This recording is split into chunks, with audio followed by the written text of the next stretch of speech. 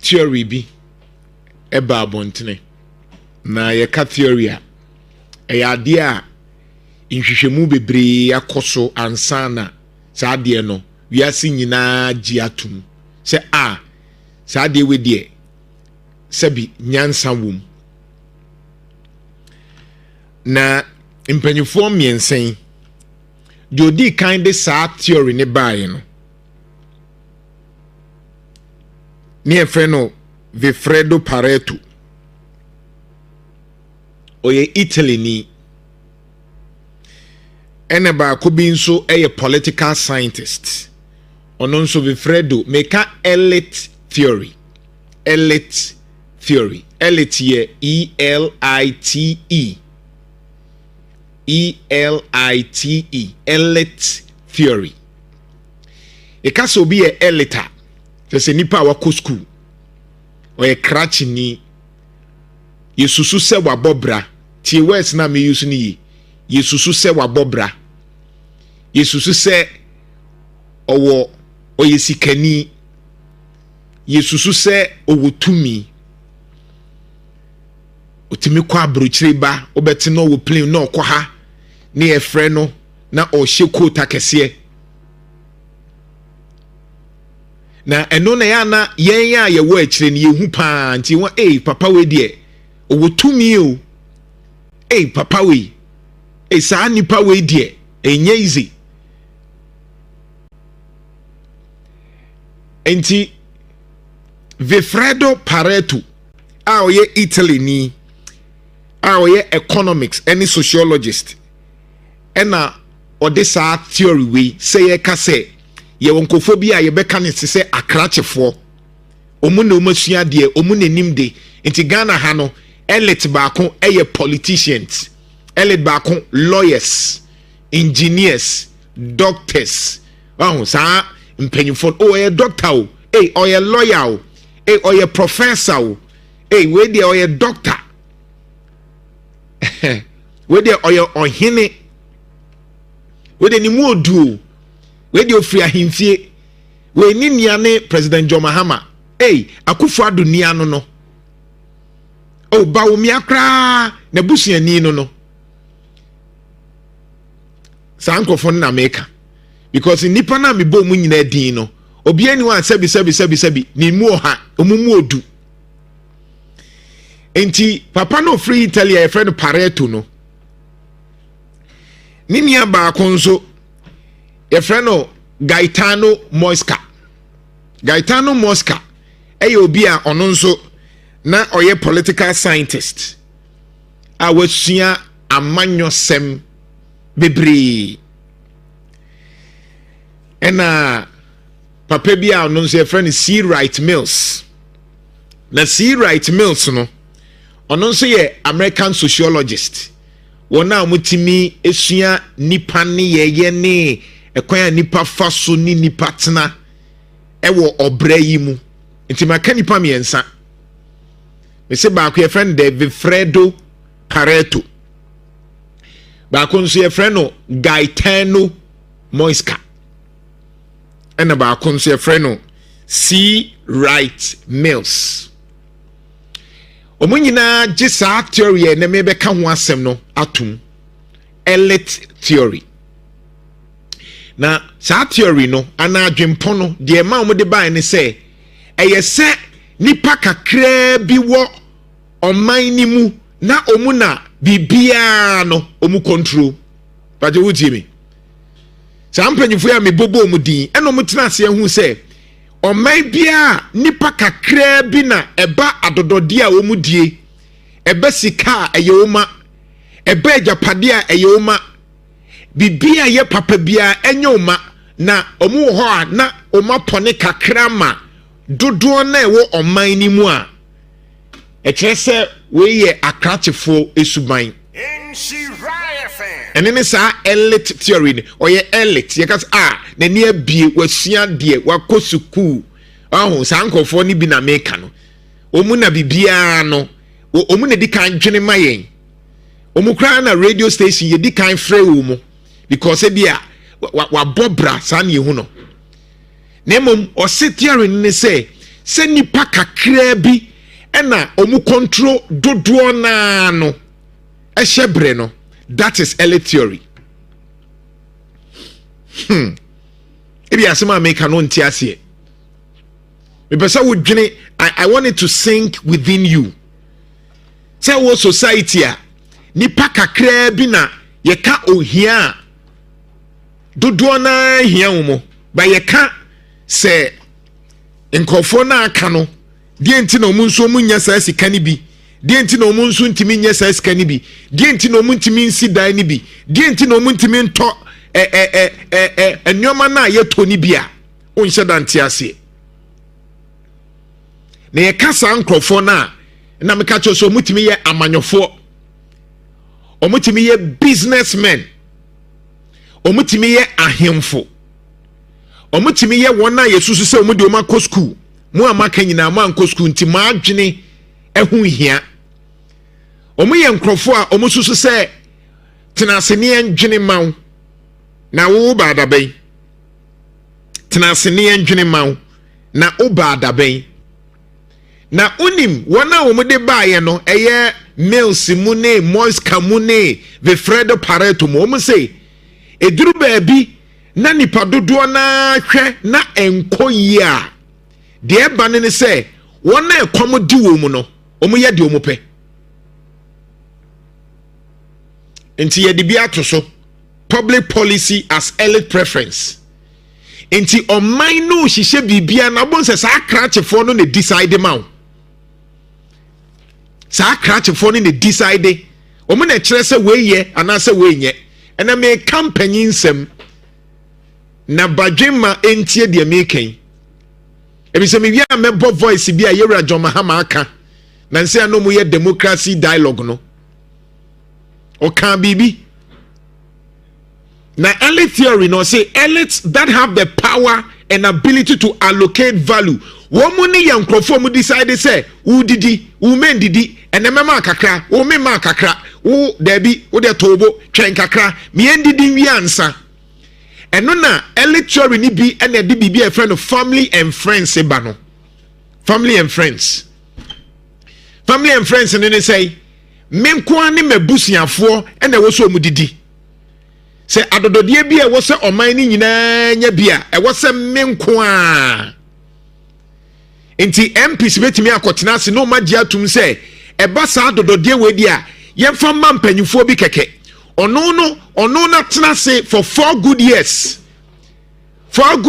no ne ya gye atum se ye tua mpanyufo yi ka President John Dramani Mahama na Kufuado no ye president no any President John Mahama se so ye president no ye to ne boss shots nyina ama no singlet ehye no kra no ye ne toma no milo a wonom ye ne toma no bibie ni wa wode ne nsato ye bra John Mahama sa pepepe na Kufuado speaker of parliament ye ne best to daso opono sika ye di mo mu ni nyina no ne best to daso ye ne toma no ye to bibia ma no to paste or the betwitwi ni say toothbrush or the betwitwi ni say empanyufo na ye ni mo mu nyina Supreme Court judges president speaker of parliament any article 71 for no me say ye ne to bibia including toothpaste omo so ne etuom ka akese omo na gia akese apart from so gia akese no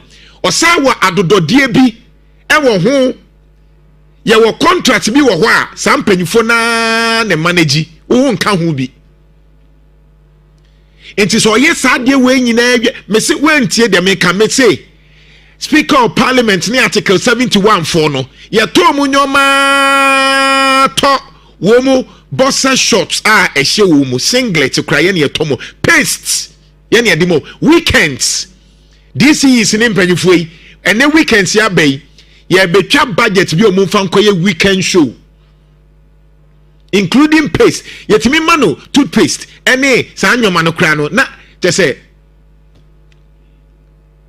so the early theory ne say nkrofo ketua bi ena mo dwene amaye na unim de eba enti eduru ba bi na akwa ete say one of mu akyire ne ekomoduo mu ensuo ye ka ho asem mu mfie because ono drink or onom papa insu papa onim de esie afi eduru ba bia na nipa no ahyase bu ehyase efu omubu hyase efu a efrise when omadru ba bia ye friend no structural violence na meka structural violence a eye ade a ye sisiwo nanso oman na gia tum se eye normal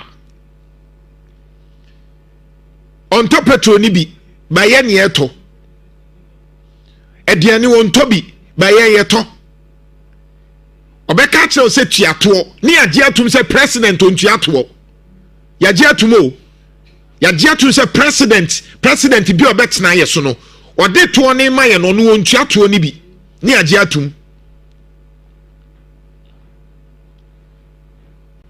ade ye so on dwene ma oman no na ye nso aye dwene e ma oman no me nso madwuma mi ye nsamtrofo adwuma ye adwuma because ye sori anopa e wose ye dwene oman no ho dwene ba bia obi frɛ a na ye kwanye na say ni say sa dwene na ye adwene no e ye homework enti ye adwuma kyɛn wo mu nyinaa if you say yen de ye te say kraman no da wo da no ye na kraman ye da ye na wo da no ye na sa na adwuma te ye watchdog sa na constitution is yenye enti emre bia na president eto no ye ni wo ho wo wada no enra na mwada ye so bia nda no na ye nsentrofo ye ni namu ye dwuma na edin ba ho tiachira wo hu and yet insemtroni ye nchia ne kaye insemtroni wankwankogye sole kakra bia nkontimi survive insemtroni na oye adwuma no obewie na okọ retirement a wanhwe obekọ akowu kwa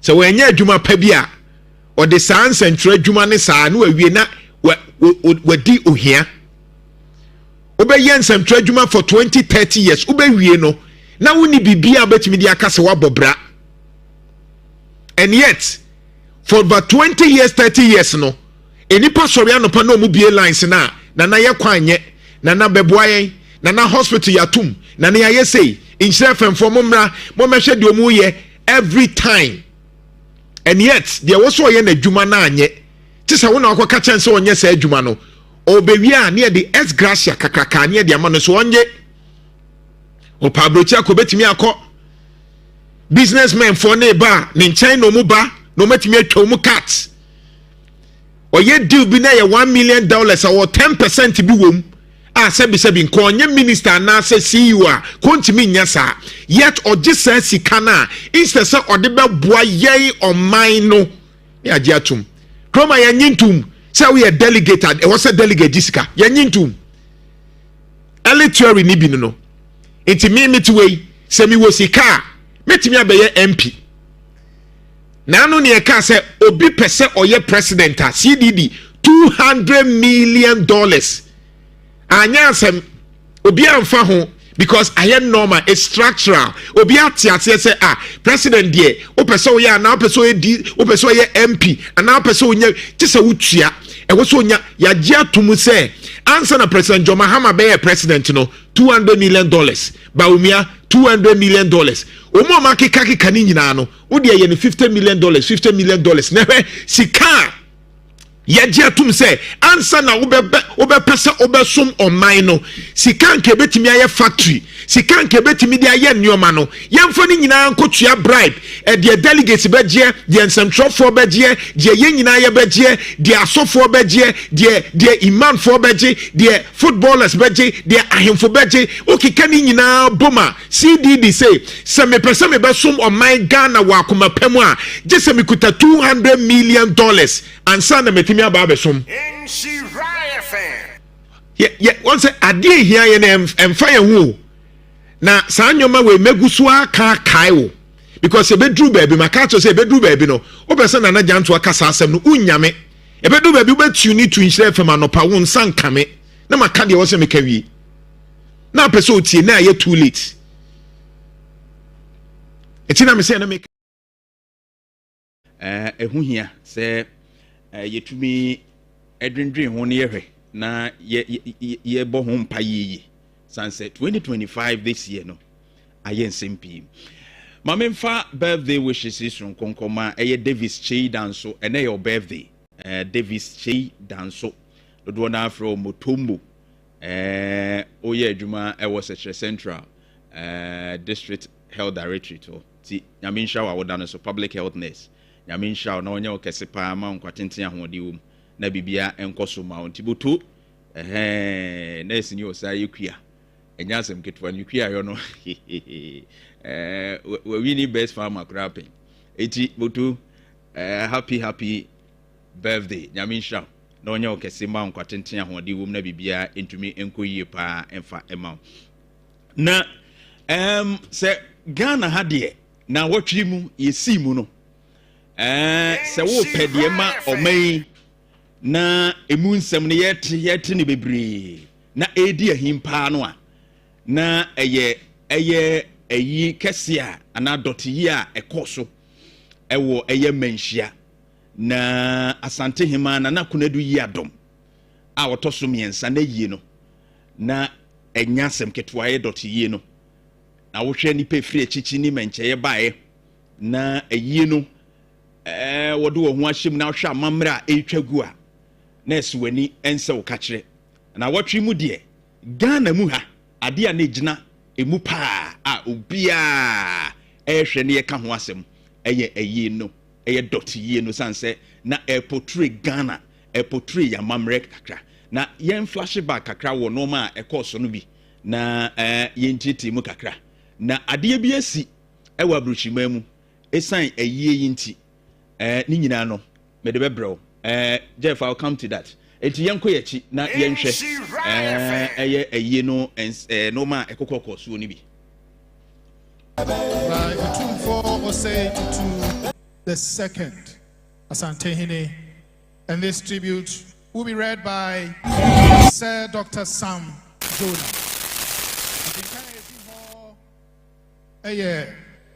Otumfo Osei to Tosumienu Edie na di obedie ni makinkan Sir Dr. Sam Jonah.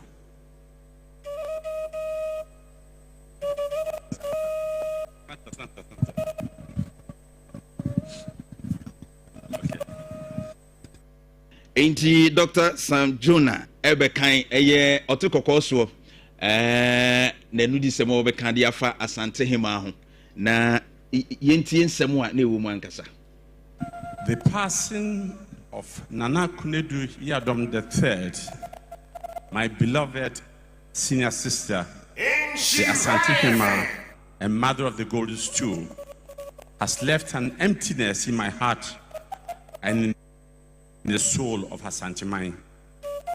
It is not easy for me, as king, to put into words the depth of my grief for the nation has lost a mother, and I have lost not only a sister, but one of my greatest pillars of strength. She was not only the Asantehemaa in title, she was marked by dignity, humility, and service. She sat in majesty, yet never placed herself above her people. She was the voice of the women in the markets, the comfort of widows, the guardian of orphans, and the reconciler of families in dispute. She reminded us that leadership is not about command, but about care, not about domination, but about compassion. In her court, she listened with patience. In council, she spoke with wisdom. In ceremony, she carried mercy. And in her private life, she showed a tenderness that only a mother can offer. She embodied the sacred proverb, Oba enawo ohene, which it is a woman who gives birth to a king. For without her, without the matrilineal strength of her presence, the golden stool itself will stand without renewal. For me personally, she was my confidant in moments when the burdens of kingship pressed heavily upon me, I could turn to her not as the Asantehemaa, but as my sister, Minia Penyini. She had the rare ability to speak to me as both mother and friend. Her words were never reckless, never shallow. They were words that came from a deep well of experience and wisdom. Otikoko so otumfo se tutu abebio ne nsem a oka fa ne nua ba pani ya Asantehemaa na nakunadu yi adomoto so miensa no na yetie bi no na wo hwe a ahyase no wo kire se wo man ya hwerade na enye Asantehemaa nko o man ni nyina na nakunadu yi adoma ye ne nua ba pani eye obi a waye dodo ni nyina na anase dodo ni nyina maame. In fact, Asante Sikadwa Kofi ye ka maame a kyese eda na ba mu anase si ni nanso eno no a kyese wono ne nam no so a wo nto atoaso ene ade nyina aba Asantehemaa mu onim se enade nti no ono ene wo ahene anase ohene enti no enam ne so ema se koba ne se basabasa ye bi ba busua ntam adwadifo ntam ene mpo empotem mu mentime ho ase bi ni ade a ninim die ni sua hunu mu no Asantehemaa gyinam na ode komye ene asomdwe aba ho enti oman ni nyina na ahwera de enye eye Asantehemaa nko na wo kire se ni nua ba pani sempo ono oye ohene no se odi dwuma bi na ebro no so a etoda bi a na ahenie no mu nsem no ebi mu abeye duru kakra na ni nyina mu no ni nua ba yi gyinam na ode afutuo ni suahunu mu akyerɛkyerɛ no ama na huniye se ofa so na otu ho anamoma etumi ewieye na wo kyerɛ se waye ne mmoa pii ewe afutuo mu eni akwankyere mu eni kwan bebree so a okaso wo kan onka nwie yinti nsem ni bi.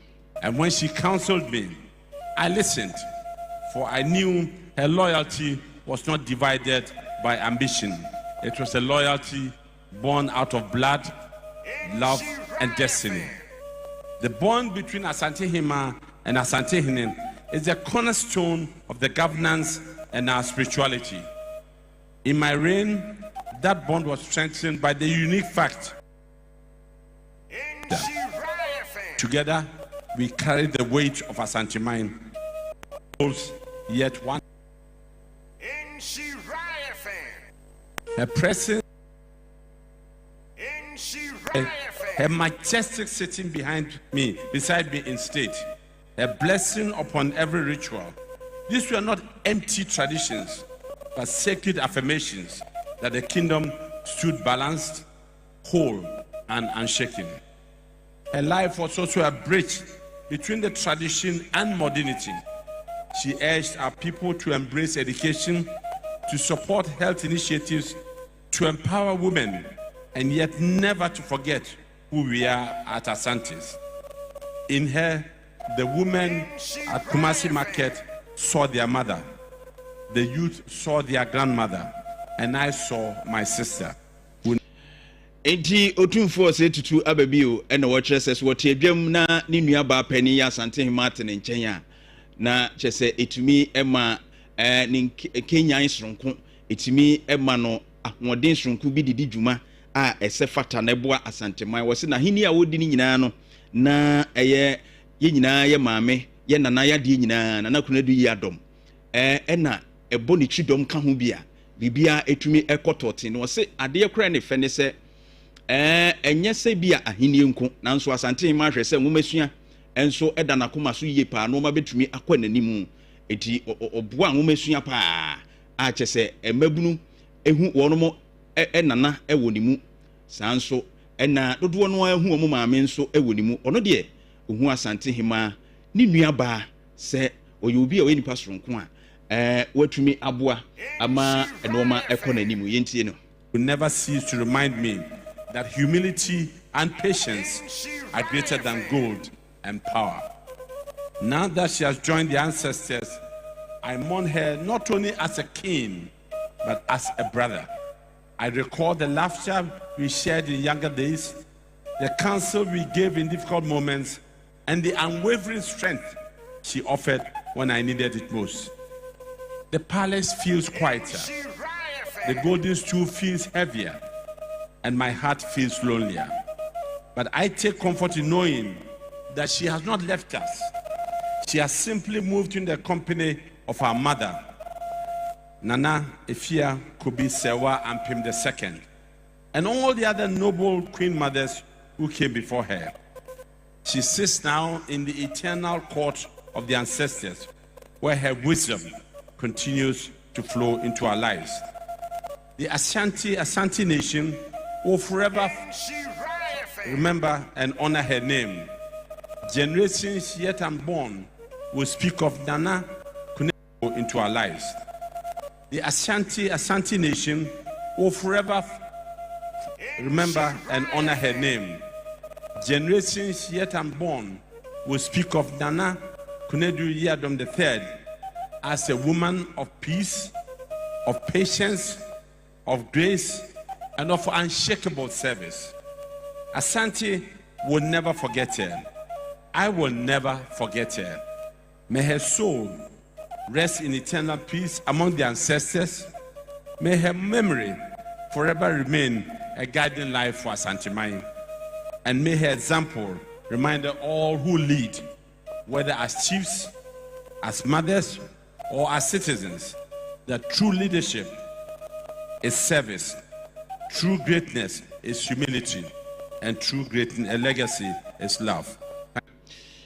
Enti ni nyina mu no na o kyerɛ sɛ Asantehemaa na Nana Kunedu Yadom otoso miensa ewu mu sɛ kwa na nakɔ akura no ade sɛ mu eduru ɛyɛ ade a ɛdene Asantehemaa ni ata akɔde a kyerɛ sɛ ato yɛ ni abese no de nanso ni nyina mu no ogidi yie sɛ okɔ nananom nkyɛn a ni nua ba omo maame Nana Efia Kobi yade sɛ Nana Kunedu Yadom kɔ akura yi de ne nkyɛn ya no kɔ nananom hɔ a ogidi yie sɛ kwa wokɔ yi no onya ye kyire kwa leadership na kanie no abɛyɛ ahwɛsode de ama yɛn a yɛwɔ hɔ sesei sɛ manfoɔ yɛyɛ citizens anampokura no yɛyɛ akandifoɔ sahemfo sɛ mpokura no bi a udi akanie bi anaasɛ woyɛ pani wɔ baabi no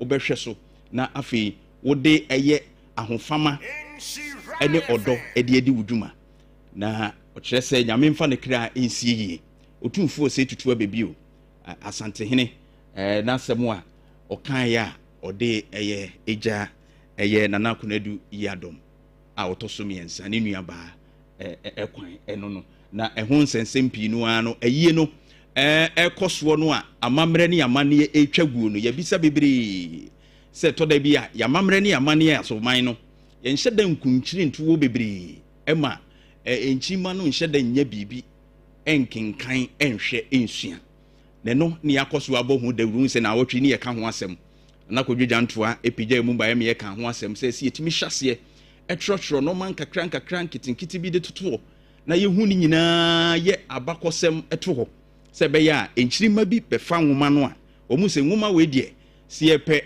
asemasi a na wobɛnten ho asɛm a efiri ne mmɔfrase ɛkokosi sɛ ɔba ade to ne nsa frɛ no no yebenya ne ho nsɛm nyinaa ne yɛtumi ahwɛ kwan ɔfa so tutu nanamo na mabunu so de ayɛ adesuadeɛ menim sɛ yie no kɔ so deɛ na wo nso asua bade wo kopie US abrochima mu a sukuu dan mu a amanfoɔ esua deɛ no yɛse ɔmo nhwɛ sɛdeɛ amammerɛ twa gu wɔ Ghana Asante amammerɛ a ne ɛtwa gu no yɛse ɔmo nhwɛ sɛdeɛ Ghana ɛteɛ Asante portray Ghana Asante kyerɛ yamammerɛ Asante de Ghana kɔ n'anim ama wiase nyinaa ehu nti you join ne Facebook nhyira 104.5 a Facebook page a wobɛhu sɛ ɛtwa gu wɔ hɔ nom na sei na na ɛteɛ a wɔn ti TV ne ho a abrɔfo fitaa wɔn mo hwɛ amammerɛ a ɛtwa gu in fact sɛ ɔba Ghana ha there's no doubt sɛ amammerɛ ne amanneɛ efie ankasa no ɛyɛ Asante untimi nyi mfirim Asantehemaa portray the culture of Ghana na oko US a look at how na abrofo no ehwe na ibi so take note o hwe de o hye nchen ho the right side no a say why yi a o twro wabu ni mu ase a o twro no ma bi to ho kakra na kire yen say Ghana ye wazi Ghana ye wa mamre bi a esi esum it now was happy say the president of the republic can say baby na nko be cathedral no e de be cultural exhibition center bi ye be bibia e be ma ye culture no ma no ye be dan na di wo ho mamanfo betumi aba national cultural unitimi aboa na manfo etumi abehwe ya mamre ne ya manne no ma bi ye ne ha ene sabio ye nhyehyɛ ne no ma bi a yetu ho na mofa ya mamre mu no obema na edi mu wo saa bia ho na o mu ahyehyɛ ne yi na ama Ghana ya mamre akɔ nanim asanteman edikan akyerɛ Ghana akyerɛ wiase nyinaa. And this is the United States of America, where students TV siswa wono mo hwɛ and enye baabi anso sɛ Joy News o mo hwɛ sɛ de ya mamre ne ya manne no etwagu na yentie abaya baako a ono no ɔso wonyae kora nanka ɔyɛ asanteni ɔwɔ US ho na ɔkyerɛ sɛ ne na ɛkɔso no no kora na ayɛ ne nwanwa yentie no kakra ɛmfa ɛyɛ sɛ de ohun sɛ abrɔfo no ɛhwɛ we no ne nsɛm ɔka fa ho asantefo mu pa mu mpo mu be adopt me. Hey! Oh, look at the way you have preserved your culture and you are displaying it. When it made a picture we be better ha monhwe ni American kwala na ye mo omunhwe asantefo eyiye na ye okumase no. Omo na moti ho hwe no. Che say your culture is to be studied ankasa because mo ye amana ye fe mo ya de. Hey! This time, dear, Asanteni by fire, by force. Because, oh, Mayenina, Asantefo Mayenina, plus the Amodiye, sa fake Ibokino, hey, me tuche mamu. At this point, minimum kasi, Asantefo mu pa mu mpo, mu be adopt me. Hey! This is impact a culture na ye have over hano edru baby etumi edru the United States of America baby a etumi akwa na etumi edru with our culture a wo mu study bibi efri ye ho na ekire ye bibi say ya mamre ne ya mane na ese ye hyase na yetumi eputu no in place na ye hwekwan ye befa so a ye betumi apromote ye culture no ono mo hwe ne hoyi ki ahyehye no ma bi wo ha a better form of tourism. And they will be coming down. A be raking revenue. Be nyesika e de afrimu. Ye kan say ya ye books no bi kama. Ye videos bi kama de ato ho a. E be ko abo mu nso atumi atoto bi. Enti no ye culture ye bo ho dawuro ye nsom no. Etwase ye me ye ni ba ho na etumi eboa ye pa. Johnson esi edu nketia na wotwe mu so wo so okọ thank you tour na okọ de dase. Amanfo si na general Mpeni John Dramani mama akoda se dada. Onso de na wo kra akọ ne nam ya ya na ochiri mu sei o sei. Ana me so me fa mafa. And okra President Mahama wa ba pro regional capitals. Adidas. Etime ba na bi no se a na president ada se bi u be de. Na se campaign o president fa na fa. And I'm also my farmer. The Tibetan didn't quite come. The culture almost said, Saka, Maba, down once. It is a president that's here with regional capital. Number two, as a banker in a mother said, me, such a banker in a said, Eti general say president okoye the campaign for baby. Ono so ay ne dia for baby. Nti ono so ko na sedanko. Na no yi a ode eba no no. Na galamsey so ho nsem egusu a ehoro. But before then, ye redutwum ato warning bi akọ. O say se wonim na wo ka bi kire na obeka bi akọ. eno de onye din. I will respond. Mama Ghana for who said they all can obwa. But wono memfa mano emeka woda. Me meka bibi ntia. Na emum se wo be yo ho se metime baby menya wo hwe na wo be keka nsem a enimu a me nso esa me nso chichiri mu chire Ghana for said they all can enim. Na obi ani le but in a professional way. Of course. Dr. Dujum ni atem. I was me can say me NDC doesn't have to be bad. Enti also waka obeba be responde na era dutwum ensem no na wotwe nso era kantanka onim se kantanka ensensem no enso bai yentumi anye bibia ensi wona papa yi frese yemmie sukuu bi kura anko no bekere yentumi anye hwe ema kantanka woman isi papa yi eda fami ade ani atumi asua mia anka mumien si school dan na mu de momfa mame kodo wo de fa onim de nyame de ma wo wadwene nyame de ma wo nya wo de fa magana fo ansa na sa obekọ akwakọ na ke yemfa ncheche wo a na wo de ye be wie no ye kope enipa no obetumi aye no a ese for certificate bra enoma we susu a ya ye wo ma me cheche wo mu nyina no ewo mi tiri me na meda na me so meda ya na me de beye efse me ye bibi ene na me ka kire wo bibi ne na me de ama wo no enso hu sa bibi kro na sabu so mu ya ne nyame asana bedom enti yewura kantanka no ena o chese nanka waka senka yempe sukuu bi kra ne abie ne ese wo no emehwe no mfa nimde e wo nimu no emfa nchecha nka yede kwa so ano no enso waba yemfi sesei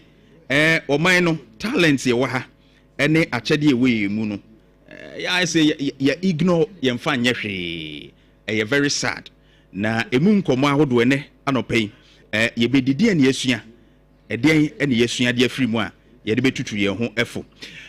But back to galamsey issues no Jeff Abaje fawe eto so mame e say kontomre a yedi ene other food staff eduane ahodo a no baya ahodo na yekutwa ne ya bedie no as we speak no say ehwehwemu abeto dwane se mercury ewum bebrebe kontomre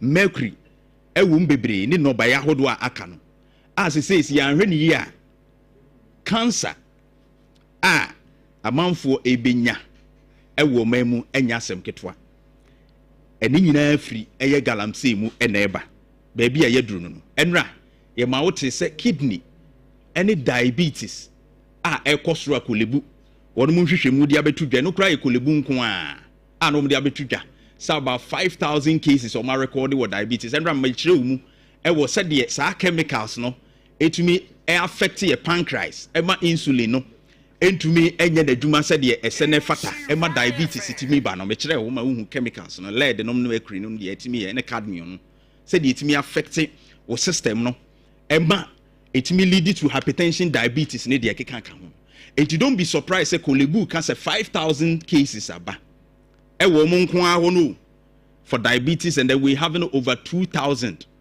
cases here on kidney issues ema ne nya wonwa san say galamsey no ena de we no nyina eba na okotakwa eye bonsa river no behwe de aye Ghana Water Company say wo mu treaty a enye yie in fact na metie we be from Tamale say Ghana Water Company machines ahodo e wo bebre na since 1972 a ye install bi no che say eno ana no ye ni new gadgets and equipment ye di treaty ye nsuo ni yie ene ya sanso a pollute nsuo na say turbidity no kra de air cost rogi nsemu a and this is where we are takwa hwede nsuo na ye Jeff Abaje fato somaye a nsuo nipa obeda wasanom this is takwa ni nsuo no aye a chese osanom a enye yie na nsuo wei ye ka kire o se eno bi tre akoye no ba yeso ne ade na amayen saa yade yi a ese ye onwa. Look at the water. Ma pushia ma. Look at the water from Takwa Bunsa River. And this is what we are talking about. I tell you, His Excellency John Dramani Mahama ebeko China in October. His Excellency Wadaroma Oko China wa China fwe na ba ye on de champagne ni ade de be train ye youth no mom de si yensuo so say yensuo no be sure Wadaroma ya kan champagne do esisi wo mu ensuo kakra wo mu wo no so e wo ho na be ka kire because wo mu na be train ye youth no ha na ye nhwe se China champagne do wo say na esisi wo mu ensuo so wo ho ana galamsey dodo sen no mo ye no ho omo minerals ne sen no omutu no na ye hwe kwan a ya ma ye ho kwan ama sesei yetimi de champagne no a China fo be introduce ama ye de sinsuom ne ya pollute no ne ye de chemicals ne nyina agum dia kogu no ba ye so ne ye kan se kontomire kura no ayehu kontomire ayehu enti ukọ China October ya Wadaroma o de twamfonyini ne be kire Xi Jinping ni yen hwede ono omo ye no ho omu nsuo so na champagne ne dwuma omu didie. This is sad. Baby a yedru no ese e koso brain damage nkwala no kura nkwada nuane ne se yede omu nyina na edi nkwada kura serious issue ni ne se omu brain development na affect enye de oda yefunu mu nku ba se nkwada na aduane na omu di no a chemicals nyina wo mu no kura no e another issue ni ye ka galamsey ho asem. And this is time one. Mampeni Wadaroma, we need report from China. Ni ahwe o mana motu a omutu efa o mineral extraction. Ni esue bibi e de afri. That is what I have to say. Enkra me di jawo no. Uduru China, Wadaroma hwemaye champagne o mo na be introduce here. How many champagnes in the si o munsuo so? Yemfa mesua de wa ha. Na yetimi de abekire ho se o mo mbe daada ye se yemfa champagne sinsuo so. Yentu femo agudie ne ye galamsey edada ide omusika they say de ye ma omu kwanti bi di sika fa kwati kwan so di wuram sponsor nkrofo mo ye galamsey okrumu an yen hwede eko. And the fight against galamsey no ya me ani amre ne ye no kokoasa sa medican akole on say eni ahemfo ni nyina nhia if it's region by region eni omu nhia. Now, regional house of chiefs, no various regional house of chiefs, about 16 regions, no pebrene no munjia. Or they are also stakeholders on between abua amia fighting. All those reports are indicating say him funi biwum. And when you get all of them together, omo yesa no, omo him funi bi ebe expose omo. So that ye betumi abua ne fighting. Soldiers akọ fight pen, police ye do ma kọ pen kwa enkusi hwe de ye hu bi pen. Near the Namsuos near arresting Crawford, Yachinipa 2000, ye who be pain, and Kobe Bia. And we have to change the strategy. As yes, Sakwa Fasokono, Untimi, the same thing and expect a different results. That is what I have to say. Nanado Danko Kufuad Wakasa. Mamima Untieno. Ansania Twasunafi. Yedinkomo. Me and ex-president Kofi, we did a lot. LPP are buying the year in the person performance. They will be there's also there's a my year and the business You saw the great works under me and ex-president Kofi. We did a lot. These are what we'll be using for our campaign to reclaim power in 2028.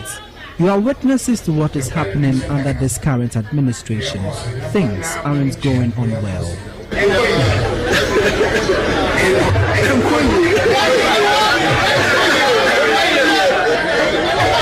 Nana Dudanko Kufuado say, Osha or no modern bo, any man penny for a modern bar.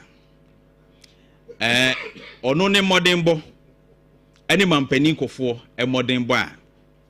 2028 ebema MPP etimi edinkunim pa ewo 2028 abatu nim na wo sisi ade said your mine nam no enko yie he said your mind nam pass he say no de Nana Addo Dankwa Akufo-Addo say enko yie kra na ohwe ne performance ne modern boy ya eno na beboa MPP to win but eya nam say na enti omo ne Nana Akufo-Addo nam say onkogina home just after 2024 as former president no enti omo hyeda se ye hyeda e ma no kwan so wo mra no mekasa na ase manfo ahyeda to omo no agu ne so ahyeda akeka nsɛm ana sɛsɛn mo ahyeda sɛ bo pɛsɛ mo ha Nana Addo kyerɛ sɛ Nana kasa no kasa kyerɛ sɛ mo pɛsɛ mo ha no nyɛ sa because we know and from your own report mo yeye bi mo nkrofo bi de nam ase huhuhu makokwe report no ne other surveys aba including Global Info Analytics wo mo pointing fingers on Nana Addo Dankwa Akufo-Addo say ono pra na ye obi a odi ntintima no ma MPP lose 2024 no ka ho bi de ba akwa no mo boso pa ye tintintiniti se ye ka onti Nana Addo Dankwa Akufo-Addo ye wu ana wurafi because eduru ba bi na wo say omu bisa say de oman koye ya wo say de obeba no ono ne beye de Nana Addo wa na aka yi wo say yen hwe de oba no ono ne beye de ye enti no are you now telling us say what you left no better than what we are seeing today eno na person watch that's what you are talking about ba yen koyechi na yen hwe wo party research o ma ye de afa mo loss no Global Info Analytics nso de a wo ye de fa ho CDD de Afrobarometer rating e ba ye ne no ma bebre is telling you say Nana Addo Dankwa Akufo-Addo no ma bi wo ho a enu nti na ba wo mi apologize ye no said there were some things I mean him say apology na bi abetwe wo se bekasa nebo o track record ho ban me when it comes to education the introduction of free SHS any wakuma na didi nwuma su achi a bitu chema Nana Addo Dankwa Akufo-Addo but when it comes to enoma bi economy no ne noma bi ne nwuma sem is it nap kufuo no wo musu galamsey kura de me nkoho kyese wo de ye ka ho asem kura de a eyensem bebre galamsey nti ne ma problems bebre ye kura ni unya problems enti o share institutions e wo man mu kura trust na ewo mu a during your time for record e confirm pa the trust in the judicial service the police institutions they confirm 68% of voters and that one say Akufo-Addo caused MPP defeat and I will share obi e kan e say Nana Addo Dankwa Akufo-Addo senko ye bibi say ye a kana ban ye say ye and ka MPP lose. These are some of the things they're talking about. So we ni mu a your time inflation APK to 54% and a bear year crown was 23.8%.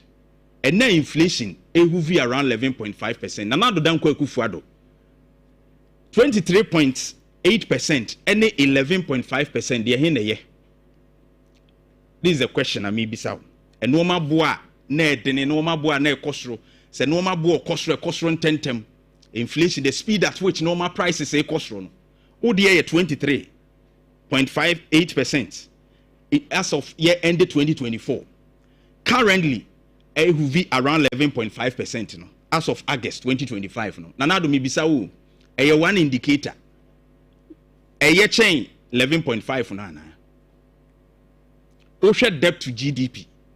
Baby, I would ye kujina as of December. Na 2022, near 92.7. Yeba ebedru be 69, 68 more baby. Ending 2024. Who the DDEP buy? Many pay with haircuts. Omo munyuma sika kushemu. And when it comes to the economy and those things, no, Nana Addo don't go there. Chese, don't go there. Don't go there. Because there were wow party MPs and no more call it say sack Keno Furiata. Because na no man they felt that the economy was crashing. In fact, you left that in economic crisis. ekunko hia se pension fo sika kura ye de ensa ko bom emi se omo a omo di wachi no they were ready so ombema waba na bia nkrofo arede ke okeke na wabeka asem bi but obekasa enye sa abri na eso kasa because they na me hwe ani mu ne se yewura osei chemensa bunsu ba one na Jantuah interview o kan say in fact ukra no ase wo nkomodie mu akire no wakoma mu no wunya ya nka opese obepa Ghana fo chew wo no ma bi afin se na nka wo ya wantumi put in place na Ghana fo ne kaso a ase bi wo ho no ma wan hyeda entu na ensisu yi enti wu bani anim se bia e bia de me ye we na de se gidi amanfo nya wo memu no me kasa me di wo mu nhwamo enti mo mfa nche me. But if you are coming to defend sa record bi no a mo amudi na nado achi no mo nhwe yi mo amudi na nado achi pia no na wonko kasa no mo nhwe yi because this is way far beyond the essay which me defend for your track record. Eti we dey amfa yi agufu anko yi because we compare our track record to what we are witnessing right now in just 8 months and another dan ko akufuado with your 8 years to this 8 months untumi mem twen kakra na wo bibi kan ansa no wabeka se si ade de obetumi aka ne se omo edi gidie hye wu eto abama o 2016 2020 no you only apologize to them for disappointing them wono ba bia o kan say obeye na nya sa brain na be sing praise to yourself obeso o yes abo akotipomponi ono afiri soro beto fam no anya obi ankamfo no na obo ni trinko no yi ne ho aye eno de emfa to bo ase kakra na enu musu because ne ekoye no enije ama ho.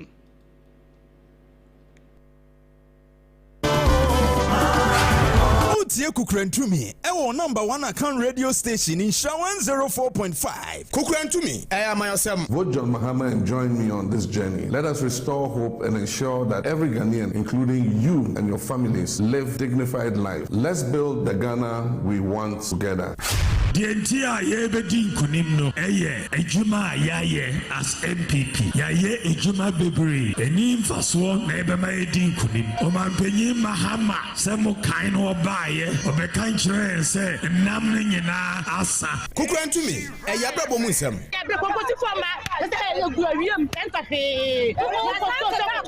Roma Shepa, Niaman Koye, if you say, Nne, Adia no motor 3 seat, Nay. Abapem home yensa nti krom di aya she papa nti ebesre serenado owo bibiya onya nuvevela wodane me ezefeveme Kukurantumi eyo mani ye de onsem. Ghanaians know this and Akufo-Addo also knows this. With a struggling economy, unprecedented hardships and a troubled ECOWAS sub-region with rising incidents of terrorism. Abedrefo atnase Kukurantumi untumi ntake. All right, in Sha 104.5, Kukurantumi Jumedi na Ugusu a uti no. My emphasis dama kwadwo Rekon Royal Enterprise. Rekon heba meshano. Enwa eda wuhia Miss Roma Onsankebi. Promise heba will be Fred Men's will be KO Sac Pharmacy Patase. Pure Leaf heba wa bua kwa Ejoso Government Hospital in Share Amazing Tafo Methodist Dinewemu. Obuase Time FM reception wa obinyabi. Sanso no Take FM so it will be ewo mo front desk wa Bremai Pentecost e hona so for Rekon wo but more than friends 0244 470 067 0244 470 067 Rekon heba mesha etunya de wade nyina ase de maw madedia fever typhoid fever ya de ben na wo bodini pebi ne bebo pa yi ama no manyina etumi akoyie pa channel so say live on Facebook in Sha 104.5 sanso and a YouTube in Sha TV. And of course, you're live on so in Share TV on your multi TV, no. And so you're live also. Abedja for atchase. Ye bedin komo ekakra. Na yet to me ashe and some hodwa abigua pronso. Ye na watch mu. Ede and yesu and ye free mu. Afei adisuade ahodo bebre no a ewo mu ni nyina no mamema eye mpanimfo akwaba. Na afei ye nhase eni nkomo. Right. Radani. Morning. Good morning. Bibia boko de. Nyame adom me hoye na so. Adom ne mpa boye hoye pa. Bibia ekoye. Mejiri se gefek wono bibia de din. Oh nyame adom. Dano me betwa mu ho. I think so office no kwada so. Sure. Right. Me buy no much me say office ni. Nanka me barber yes, we call rounds kakra. Oh, okay. Nice. Eduma ni mremu a. Eduma ni mremu a so call rounds kakra na me say eduma ni mre no. Ashase en kakra. Bibia ekoye. Ima. Menua. Bibia woko. Radio. Odi ache. Oh yeah, papa. In fact, already na me ya. Bisa say I want to say the mic ni mu kakra mami. Na obi bisa say I want to say na is o feel say otonyo. Sure. Because the nyame ye edos. Yeah. The nyame adaroma. Ahode o pa. Ye de nyame na koso ase o de. Osho. Food diary patase. Ye dana se. Sao. Edra we this birthday no. In fact, oye wonderful job my. Iti akoso food diary patase. Nyame sha opa ye ni so ye we team ni nyina ko mu nsem team ni nyina dance. Oh yeah, super fantastic. I said Nikumi is very lucky pa. Yeah, because the way apart from saying the Biana near come on. Lucky all round. Lucky all round. Lucky all round. Eti akosia na den anani. So this guy onyana say dia on kai o. I'm not saying on here. But they didn't obi kai wa ni say o hands wa kai. So I say on kai. Uncle be fresh ejana ni dey BBC because wa. Oh, so what do you share fridge? Hey. Is here no what testing message? Oh, this kind of be chef fridge. Oh, this kind of be chef fridge. Oh, you need your. Yeah, so and I know this kind of name na. Oh, this guy no name. Dey o haya no. Say ni pass sound. Emeda ni. Ni pass sound. So me jiri say abai pa ba eniema na nipa ntimi ye no. Nipa ye. Right. So me no ya adwene. So so this guy is here. Personally why resetted. All right. Solomon Anane NDC communications team no. Okaho sanso na Ashanti region hade. Abefum fidie de bedi duma no ne ade no ne huduma die ni nyina no. Sisi wono na ebe hwede yedi huduma. Na bibia akoso ogefe. Asem. Ni sika chese sika wonu bedi duma. Okowanya basi ya upia. The quantum of people are requesting computers and the rest. It's quite. You always say, Namba me can say, me call sector on me who say, a sector so mine on. Sure. Because Nansana was reading in Yuma NCBA a bit. Yeah. Because me bow studio and I can't know. Me whole cameras bear 5 for them. Yeah. And carbon physical people, nipa 5 for a general camera next year. Omodicha. We saw Tanka employment for 3 people. And Kayewe program no. Yeah. But me who automated camera shawaha. Obichi inside wa no one say press button na kwa. Nti ne cameraman in studio no. Ejuma no eye akọ. And now we say the secretary secretary nema ya. Yeah. Be for nema ba omi aso akeke. They open bia na ya ma. And they are no say another one is for the humanized AI. Yeah, natural man no. Once na ko bufu from ma. Ono do any say papa oh yeah, who say nipa it tells you say so your secretary now the answer na go twetwe nkata ngiti bia. Your adwuma no is at stake. Yeah. Nti abbe for kwan so a ye fa so adwuma no. Obi am embrace it. Na me feel say yenim bre dodo asoman. Na ebe catch up with us. Na hono na as usual gidi. Nti sabre ya kakra kono. I was said because in the past we call law school. Ababa ni money di.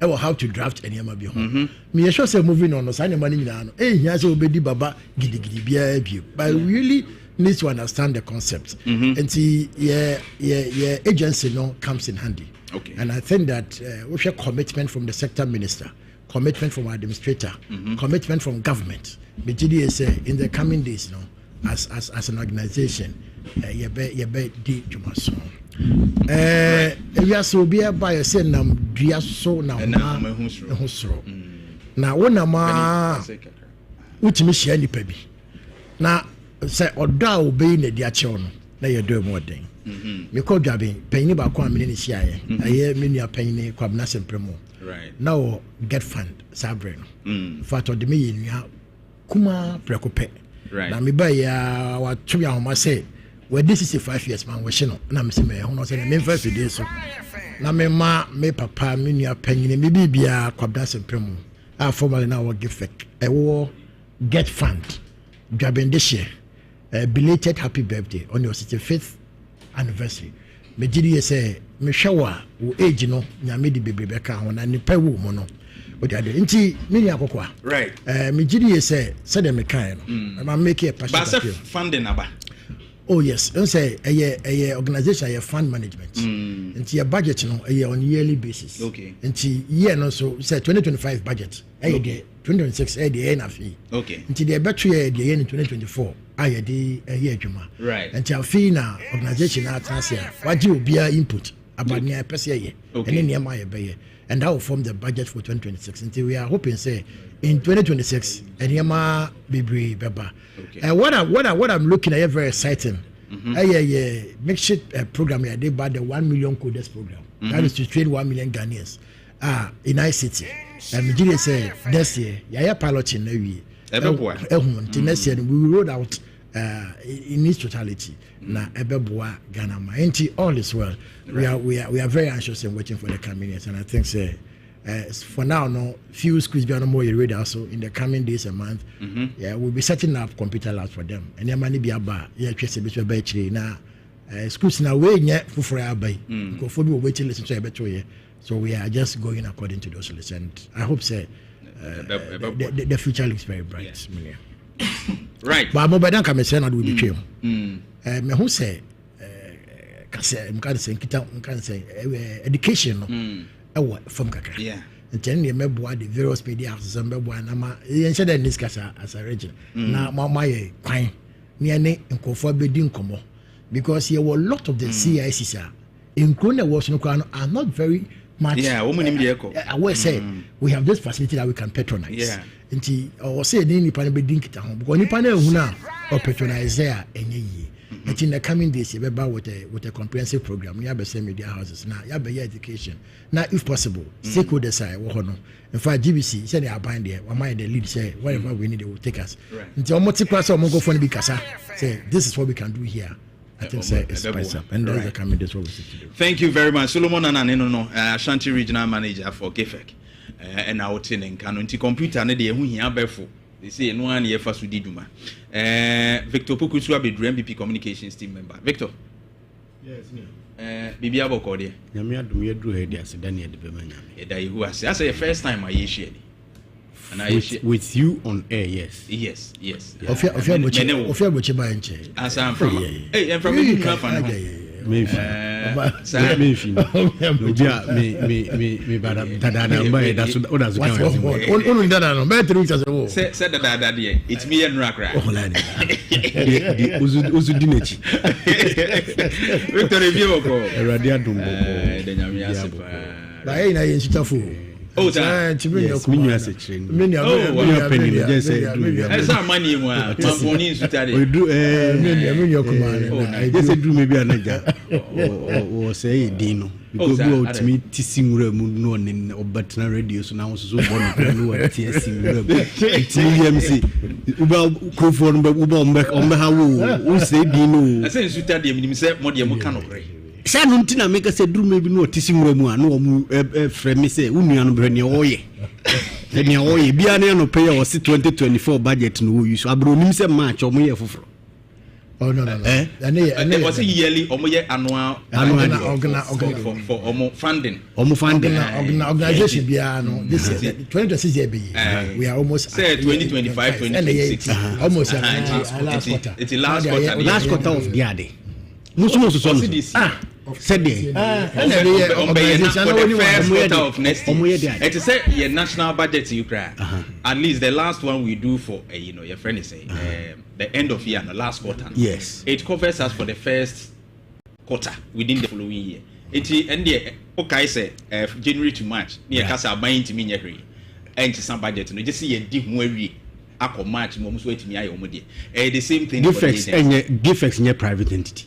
It's a government and it follows entity. the same protocol. Yes, and I'm saying that the first quarter budget that was done in 2024, that was for only first quarter. You have done. Oh, David. You have done the budget for 2025 from April to December. That's what I'm saying. So what are you talking about? Budget the whole for all the agencies. That was still my yearly budget. Yearly budget today. For that, no, maybe organization. Yes. Pepacho moya budget. Yes. The more some next year budget. Yes. And now we are expanding the whole of the year. Yes. No, it's a quarter. It's a budget there. Obey a quarterly review. Into our what's a review? Review is as when you are implementing exactly the budget. Now who review like I say, who go off and I say who are on track. Yeah. Budgets are just projections. Yes. Until we are here a buying fund day. Yeah. Until we are say in 2025. You bring here X amount to deliver XYZ. Until we go along now, we say inflows in sanity. Scientists are then you adjust very good. You adjust it. And I make a choice say, see how you are high. Me this year maybe. 2026 budget. Organization now reach out to everybody that we are formulating 2026 budget. So every Ashanti region, no, you say more say every in ICT, then officer about the region. In training, then our so the budget officer have taken this input. Okay. And they are prepared 2026 budget. So they mean you can and they agree. Depend on influence member. And I make us say you buy a working budget. A organization. And see that budget are you go according to. I know different from funds are able to implement those budgets. Some acts of funding. I just say more funds are banned now. Who's a make assembly? Make assembly say. Who's a make assembly say?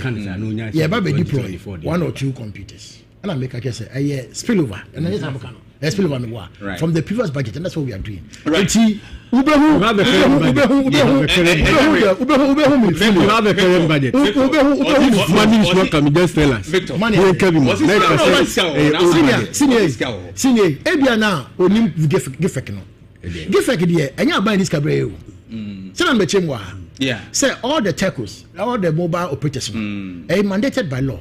Say at the end of every year, portion of their profit be kept into your account. That's the fund. It's called Ghana Investment Fund. A fund. So the money is in the account. We are fund managers, and a year this is can have to account them now. A year Juma for the good of the country. Until I buy budget now or in the parliament, if you catch I'll become awesome. What's a budget come awesome? A telcos for no sikano with the good fund. And I year manage. That is why. Oh, this education, this education, media. Thank you, media education. Long time. I think no, me was a minimum. You can't be a major. But then you go. Feeling to come Sabe. All right. Come Sabe. It is a sacred of person who can that has nothing to do with last year, this year budget because the fund is a running fund.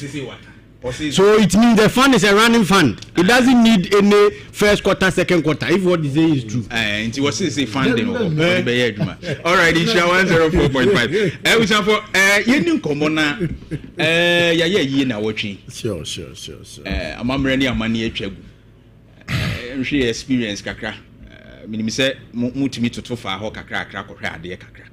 Na amamre said you share before no dia be go social media abotre me kuma da share mu ya do and yewra kantanka and so according to creachi now we know the contribution to the automobile omaimu and also yehwe no ma bebre agriculture crop fertilizers or so many other things that bit me tap into what I mean lessons na yesua when we yenya will be to say no be mu there na be galamsey fight no so o hwe mampani ne wo ye a why ready so be to ase enkomodi anopai ebusua bit me de wonso message about Facebook in 104.5 send nso see live nso wo YouTube Shred TV or YouTube now for Shred TV on your multi TV bit me imam I mean shall same free so minia no minim say okobi na edin pa lessons and na wa pick efrim and then you want us to actually observe as a country minia medase na machia me yonko bi Emmanuel Foyi or Ekropon Achumekopon Methodist Church. Right.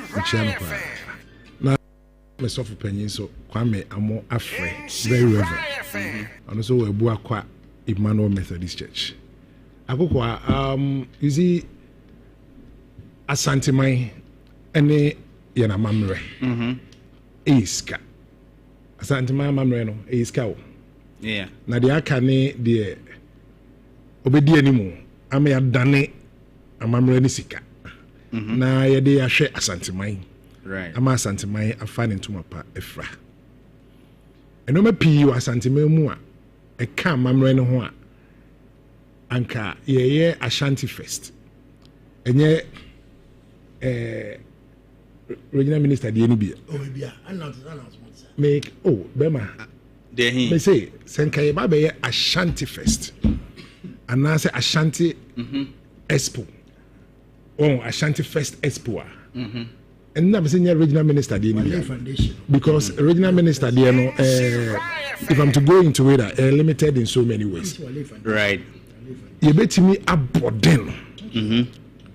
Now they attracted lots of number one investment, number two tourism, right, and the likes. And the manager pass and I will show say oko abuchimemua abrofo kasa shada tenase yeah share yena na Asantehemaa yi no sure esua omo pebibi efrim e de aye bibi e beboa omo ankasa as oman.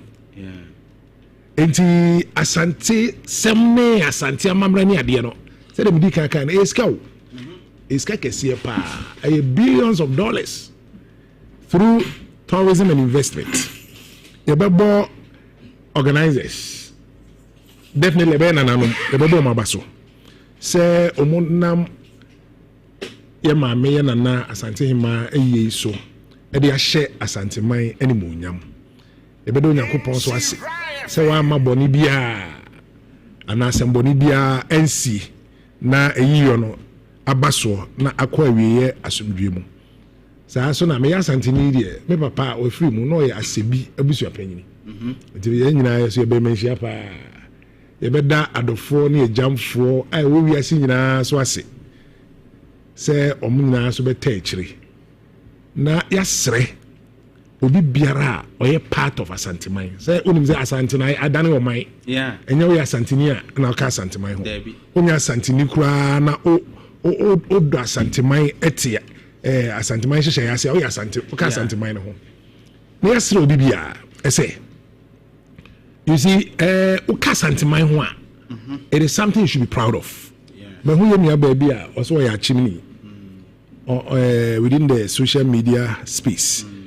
And was oya chimney na nije Asante sem ho the way ya mamre ne ya mane ne ye nneoma fa enti obisa papa say say me ya chimney nyina ekatwi me see dey say me so me ya Asanteni o papa say Asanteni dey onye o say dey me ware Asanteni o say kwan bia so be ware Asanteni say dey era na o say nana otumfo ne ho kani ne ho no free enti em say and also so attract lady na ma ono so pese o worry Asanteni nti ebesere especially menhia any mpanyimfo a omoka bi ewom we are all available.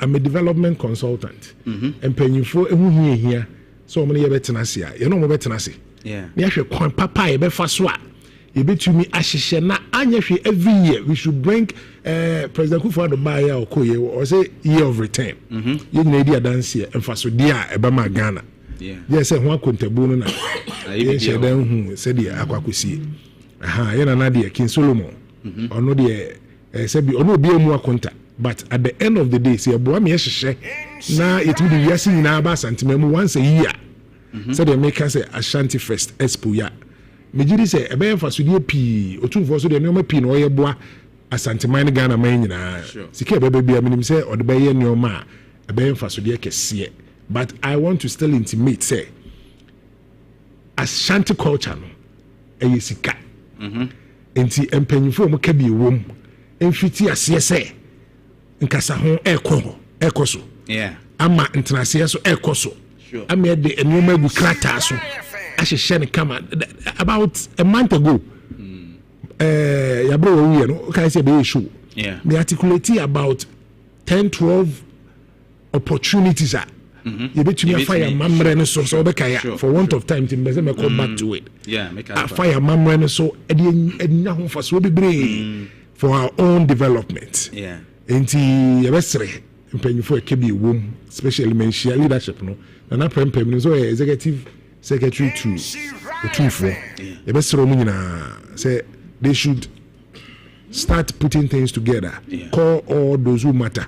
Na yensi nkonwane ehwe. Minim se mentoa so whether no mama nje omusu views akra na yebeba discussions other discussions no so solo one so na wo ho and observations kakra said ya cannot in the course of the week.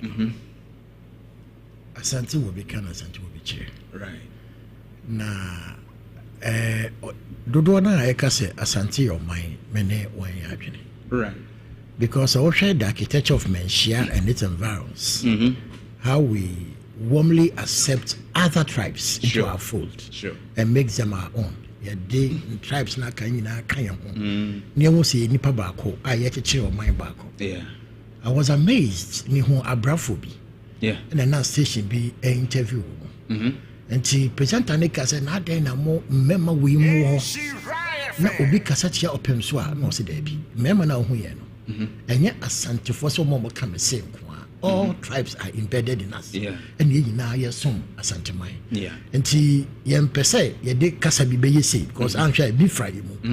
And I was so happy. And my mom said the thing is bigger than what we are even envisaging.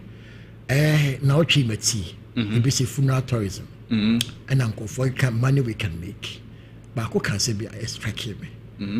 I say a year there, oh, Kafanfe, where you wash a year. I say, then this year will know, and some are working on things that they are working on. Because I know only differently. And I think, say, your work consultants, we need to look at it. But culture, you know, exhibit here, no, excellence. In fact, we must say, a well organized group. A woman named me a 1 year. Now, a dimmy care to know, not Ghana, yet Ghana. Near dear home. And son na kwasi broni di ne ma ne bi be fra e ma na nipa buo nipa ne ma bebre akofoma na media me kan se broni e di remo eyi no na wo kuma ase and adwono na ye free menhia be ko bantema akobem but I tell you jabin adwoso am we all went dead because you say anyumre no mo BNP nipa na nka say ye menhia to Bantama to Bem, what is it? Bremine. But ni die Sonko, I had more pims when it's a gaja. The goals as Asantes, and yet ni panel per se. You who say, allegiance no is the gaja. So wherever we are, ye na ni die no ye. Me who say missing chim, but I love it. Let me be some who go sign me. Say, and yes, to me. San kambo mu ya e di mpuntu oba e na boni be hu ya o pe kwan bi so best say no e di niam fufuro bi a enye ye de abe bata ye ho e na di ya bedu be bia ye wi because ye na nanom kwan na mo nam so no na ka di putu be bre ye pa say bibi ma ye ho because wo de hwe kaka ye course yi and look at the command iti mpayini se Moses Sankofasa na kan meboa can we go back and look at the African identity so the kwame pano kan de bia no na ye hwe niam pa e wo ya mamranim ye positive me patcho boss dia brofo ni person mo ye hu say negative nya no in real sense kuma any negative za o e kwa bi so me fa so mo ya di hu say these are negatives boss me be some who question be over the years Joy reporter no for the first time we had your pa tell me you koso menhia no okobem sanko koye enquiries and now you ko share the hierarchy of ahimfoguo no tell I was amazed na tie bibia ahimfo no say your protocols obi be chi enti ba ko ka say obetumi awuram and you ba mu say so hini bi wo no say na ye commander wo ticket no the way stop ahimfo no say wow I say no you can come up to this point but won't me go there. But no, he did Kanaka say on the grad interview. So what they did was a idea. He know what my uncle Fanamra. No, she will get no church. Not one church on the I was amazed. But come to think of this, see what dying be all, whether it is true or not. Ya catcher say, ya nana, ya papa, ya day in as a prempe. I hadn't seen. Also, a rich history power, another one. Into be a person. Satumo, Obeko, Ako, observe. The sacred place. Me are sure say to be why the case conformity, and that's an American. I had you say no. And what even spiritual relevance. And people would have loved to go there from afar and near. I think that says sacred aspect now, you know. And then many remember you say we need to open those places up. Because people are willing to visit. Nipa ye crado. Because you say, hey, boss me tell you so. Maybe I'm about to school. You find your Santuah Museum and I go. Now what did you Santuah make in the annals of history? We're both local and international. Now Kosheba be dedicated chef in the Santuah Museum or just one. You weep. Yeah. And no cry and say since you see a crack. You say again, virtually butchy. You weep. On na me summarize. Yeah. Mesre minua. Until I say was a course one. That is the point is that say no, we say no, but say no. But we do say I hope say me chair mon member board senior you are here. If I'm saying Dennis Emeka because I mean it. But what I want to say Israel, boss, Israel,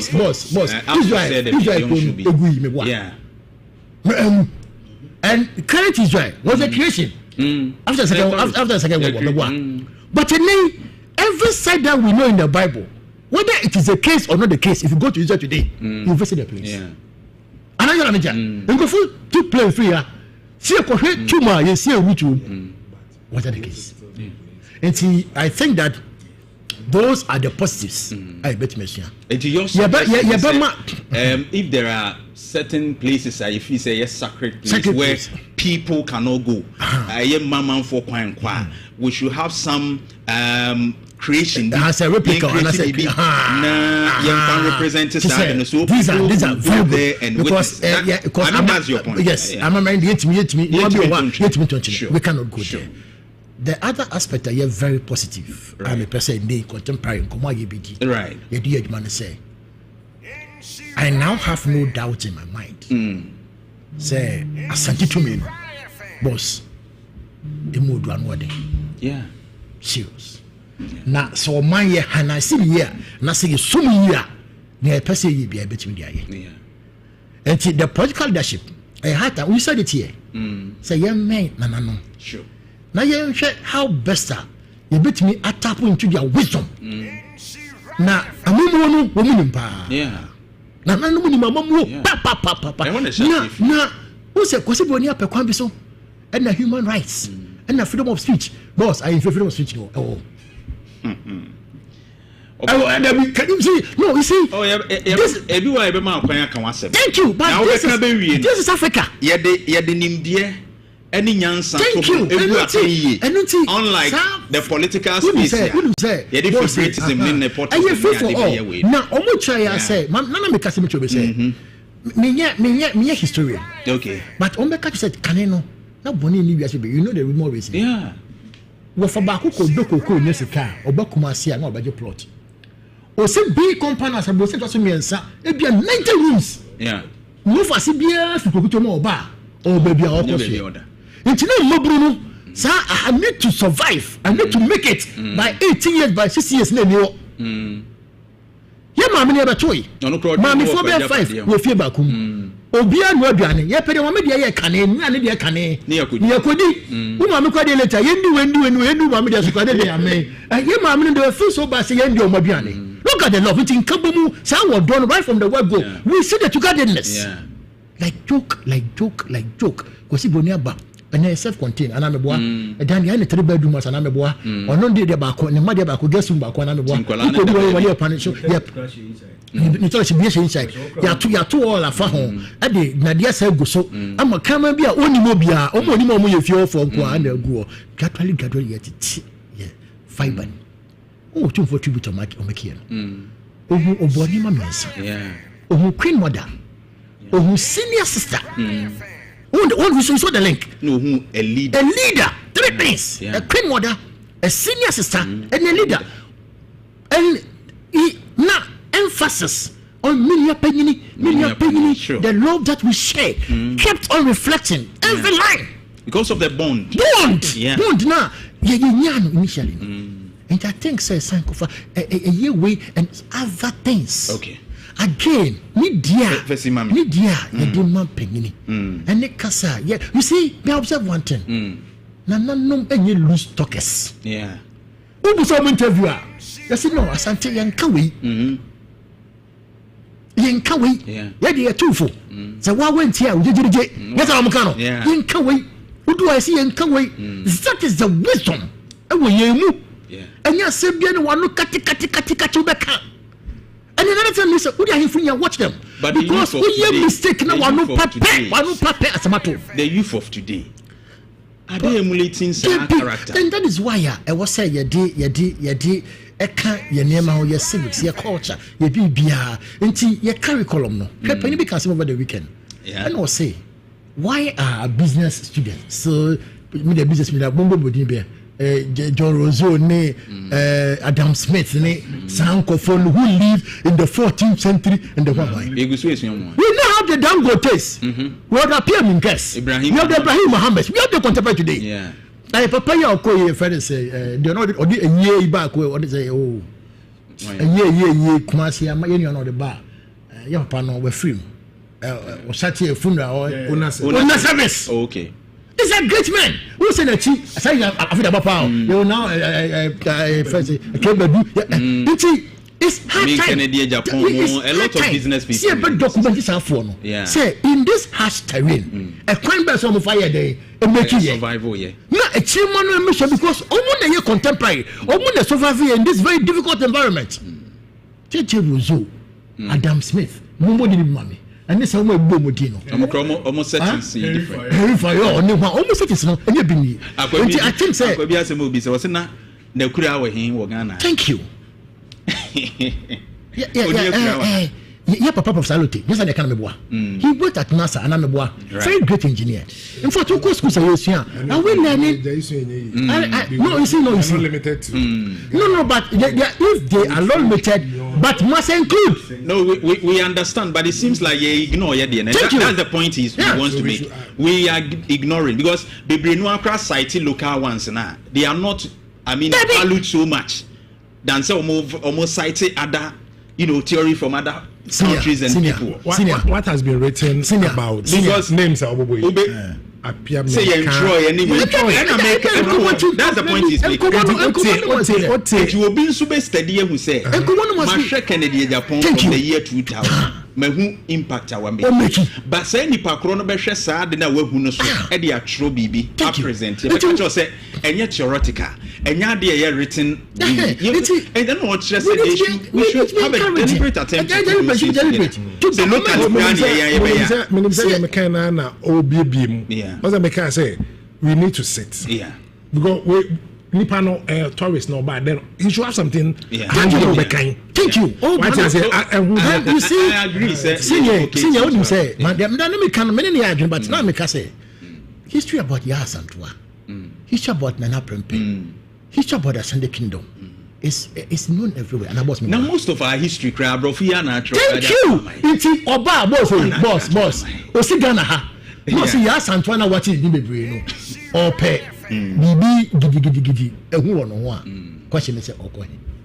what was say my name Asan corrected momo ame you see the most visited tourist site in Ghana today Kwame Nkrumah Museum the most visited tourist site today in Ghana Kwame Nkrumah Museum so no don't that ankrofo yes and the conscious effort said no this my thing fanon because the person e ba e be ko ankrofo ye fanon bra and we are I know na me say ye hwe but I give 100% for the year. Right. Nanom organizers to everything. Right. Or take also at a point in time, we say, na you too.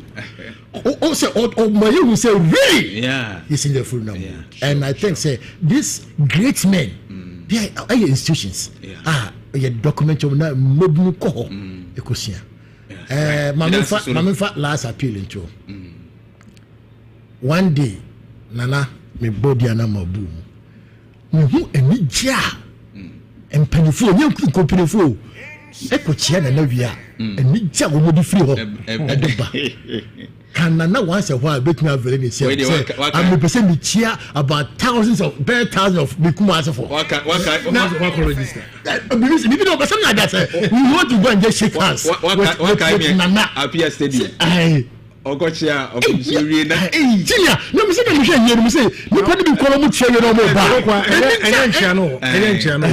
I say, or 2 for Bogov now. Only differently. And now, wow, thank you. Thank you. And now, come do my rollers. And the first time I watch 2 for me, but watch it. I'm saying, I said, we can't put the phone at China. And then show more the channel. It's you now give up a say, yes, not come with the channel. Yes, you're quite chill 2 for. Can you find by it? Sure. Very, very much important.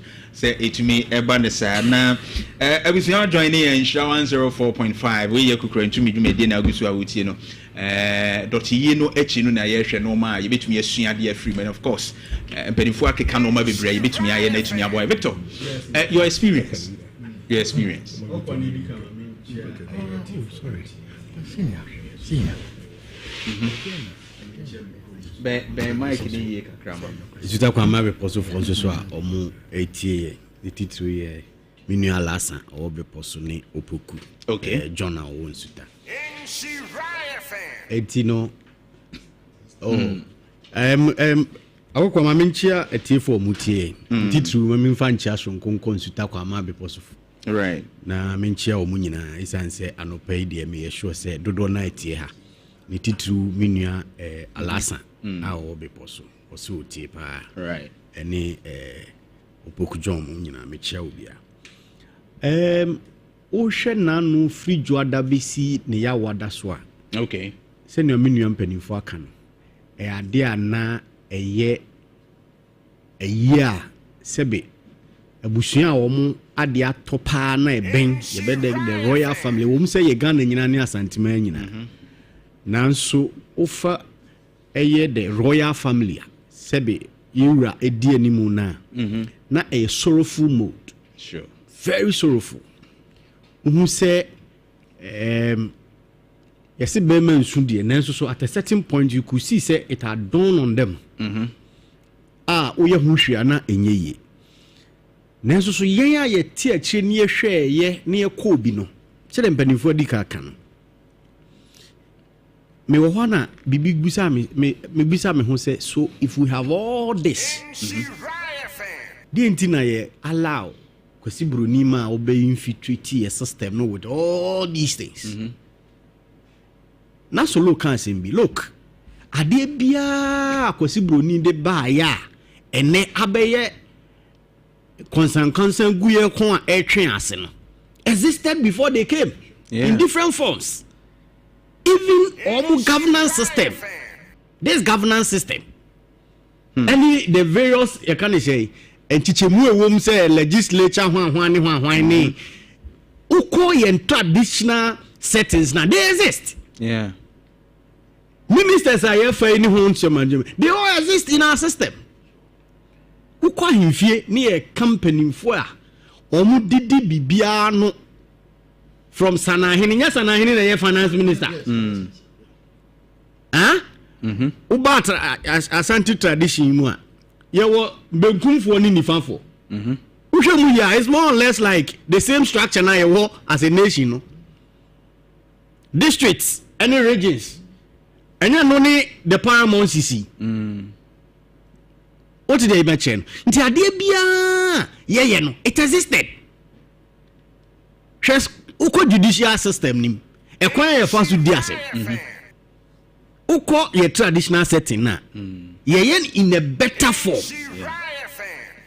The same thing because obi kwa utimi kra mo hini bi ana opani bi di nanim so woko akodwa ato yes na waka bi ama no exactly enti ne lawyer no e na ukoduru hon so no a ye wo judge a wote adwamu a ɛyɛ ɔhene no a wotie w'asɛm no na wahwɛ no watie nkurubo a obiara ɛde ba no na watumi abu asɛm nti yɛ learning from those places. I mean ɛwɔ hɔ dada eduruma bia na obisa ho sɛ na saa infiltration mo de ba yi na yɛ ka freedom of speech ɛne ho nsɛnsɛm ne nei nsɛm bebree ya benya saa ne ɔma ne yɛ de ba yɛ ne nti na amma sɛ bi ebu a ebu pani ato akɔtɔ baabi nti ne ya beduru baabi a say freedom of speech no ya benya another layer or see after speech no were consequences what did they mention esun ka first no say freedom of speech no kra wo beka ho asem no we are careful from the beginning ya tetew what you say wo beka no na ya kofa kwasi broni de na onu tim ka che wo me shit fuck you man say ansem hu na say be wo de tema no ne say ane no now ye de abaha nti obi beka che say civilization right. No bisa ho say civilization ni ade a wo ya ubeye wie no sebe na wan fa bu ama pani wan fa bu ama de ochen wan fa bu ama pani a esenka wo di bu ma no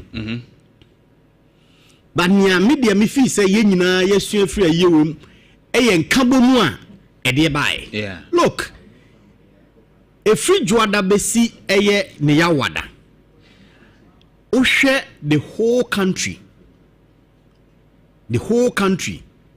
empanimfo ahodo ahemfo ahodo adumayeku ahodo a obia ba se oba bechia yewura ene asanteman no aba abema ya yako aye no kura nuru mpo no hwe mpanimfo mudi kan ba yewura nanso from akwamu to your friends kwawu from omo delegations anlo from Akuapem from Gonja from Dabon from all walks of life e show say ye wo bibi e betumi akan abom ye de amanyosam ne bibi ato nchen wi a ye wo a tradition amamre ne amane bi e betumi akan abom ahemfo ene ahensem a e betumi di mpuntuo ene nkabom aba megidi said that was what was at display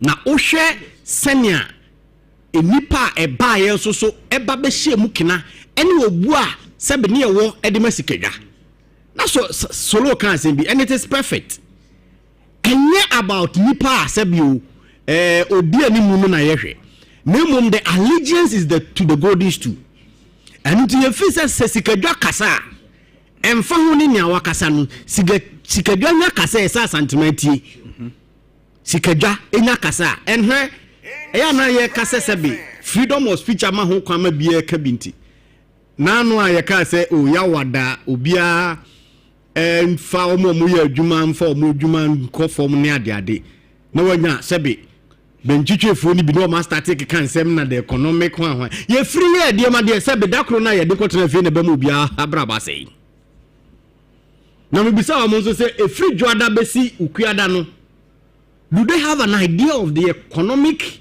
gains ayenya e wo krom ha nipa epu ebaaye no sebe enuane omudiye ka omufaaye hwe unim say from Monday to efiada na almost every other hotel e wo krom ha ayema yemisa sika sebe oman no krampo yenya free airport ho because almost every day the bia your local flighty full to capacity in and out kwesiada ejoada ebrada ukuada yawada any enra ebi kran so ekwa no pay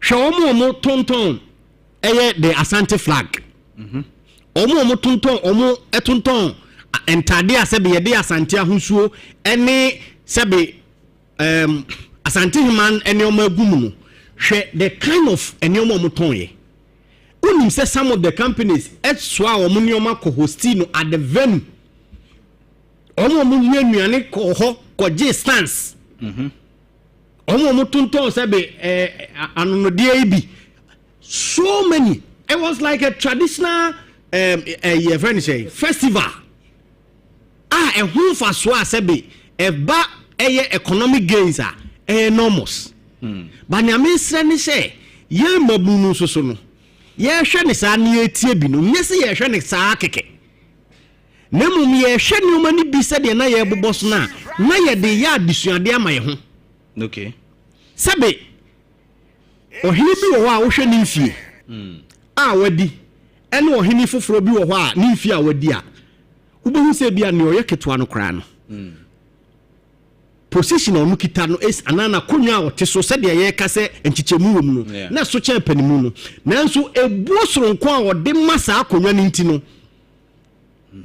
asem bi wo ntimi nka okona ni mu agese woro ne tuma guna beti echire obu ese de mampanimfo sometimes it's not about the age, it's not about the political party, it's not about enti ese de ba real life sure na ye hu se ese de buo manipa okay edu me bi kra kwanya ye nya ye kase wo yenso ye ka ho bi sabi se mpanimfo mpo kra ene ye pese ye criticize on we should be careful in even the choices of words we use right yes man sani be ya o mining chichie ne o mining kabo mu aye nyina ye pe no ye betumi anya no in such a way say at the end of the day the holistic development of our people no e very supreme right. Now unim ade ba ko a mi hu ya eno so ese ye de ba na ye twe adwin si so ne say a friend say the strong animal are raw from home eno na ye de aye yewura che no ena na ye de sidie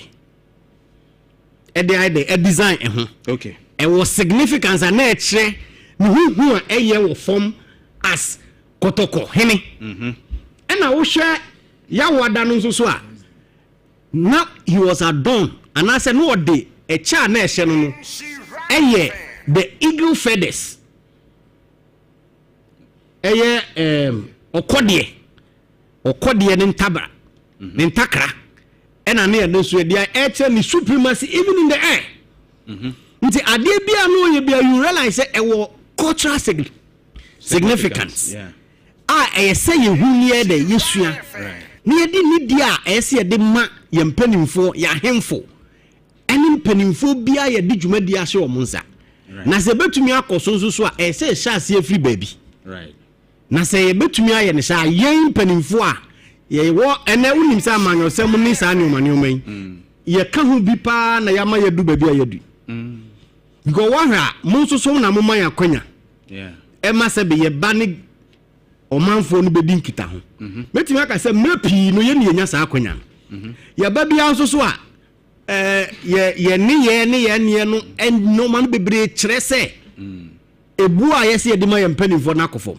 ase mo ampanimfo kra mo di mo ho enti eba saa ubehu se ni a oti akire no and where unim se a lot of people ni padodo na yesua ade free eye ni ayete wo radio so right face man enti se yanso so ye start se ye hyesan ne o ma ye wo radio ni tv ni so a all right ebebo ama se na ye pese ye shepi ye mofra no ne ye mabunu no ebekoso yi enti ebesere se adisuade bia eba mu na wotwe mu no yempe kwan ye befa so a ye betumi ama adie na adie mbra mu dem right ewo ya braba ye bo asati so meda CP insurance 104.5 abusua amamre ni amane nti wo ye babu na ade course nyina no etwa se wo hwe na wusua na ebuo ene anidie ye de ma ye mpanimfo amamre kwan so ne ade ni nyina no esi etimi sankofa yinchi na quickly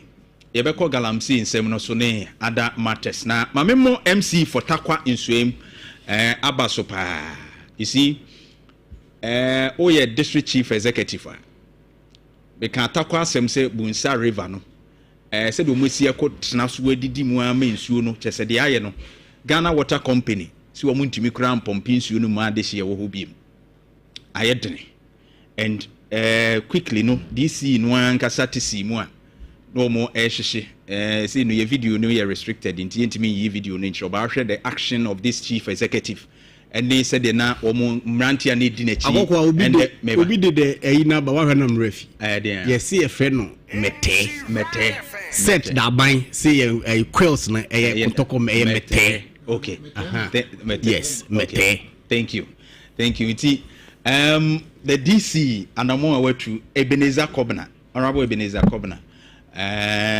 minim said ye oye no others will emulate. Na or district what is CB meet now. I say tax force no be ban only the onim the ekoso ho. Some microphone in DC bia no a. Even say galamsey no edidi nimpepsu aso kesi bia na His Excellency John Dramani Mahama. Only 1 month, only 2 months, only 3 months, and cast one chair, fire him. Because dissect no on the down solo. My member one China say me shall see free na galamsey in seminal. Ye de konya ku say. Yemfa galamsey in kwa within 5 minutes na. Me mam for 5 minutes na me kwa homa so. Ma minti you. Many of my dads. Over time, no. Over time. Maybe now, Oboboni, maybe so. Sure. Then come away and come on. Yeah. If I instance, sir, a Quambonia, your first two from Akudiano. At the Yan Sanoa at the right. And someone I don't be any. Then I make her say, I dear Baku, we understand pre. Sure. Not a mouth the desired answer. And Mamma knew ye our pa. I was so pep quanful so. Now was a came. Matisse say, now me buy a dodona say, young fat war and to so.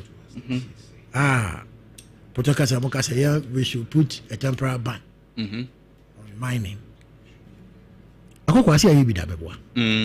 Yet it is why you female ban no tabono. A da mining is why you female. They can so no more. Not sa ban. What they fan say? Sa ban no dear. Me friend ban. Young fan say. Me friend ban. Ban ya to me coaching crofo kra na uya na ye say ja wo mo. Na ban no dear. Am fa hwe am. Ti en na nyɛ ban. I say crocro de drum bi. Ba ye ka ban and kasa. Enti. Yeah. And then komodie no e shift kakra. Sure. Na. Ebeye enkitahudi o se nyina ye fa. Right. Esan say aban no ye de obeye na timamufo no si da bia ye nko ba bia right me kan sem bi say eyi na na ye no na wasentimantem ba okọ na dwa bia na meti adwuso na me fa ya if in koda atwe so hwe ni wie ya wada no kra no school bia amankora na nkofi school for no motina school no say omum mpie da ya wada no e da fiada e no mbetimi apie na even cry sikumase ne ye no Asantehemaa mpon schools ni nyina obi am na me ken dwabe ni wonya schools yam nkra no it tells you say nipa no e de wo hu hyemu ye say ade no wo mbedi so na sa opepa na timamufo ne de wo hu hyem nya opepa no si wo mbedi so no ena di bibia ekonimdie eba na ade enti ena nipa no e de wo hu hyemu e de opepa no so mbeye esan say ye di bibi kakra tato se wow dia sobrache na obumra no so a ujejereje nyaza sa jejereje no e di enforcement kakra e ba nipa no akwen many are who to from agudie ne insusaye can say difference insusaye men can say ensonsoye edan tem ewo enei any enwa bi kwan a ne pese ye force we kon say enei yen kan se ma wuntu o man pegine say tabo no yen very strategy en hwade but enei ye say enkokwaye enko say ye kwaye betu nti entu agudie no e wo kwaye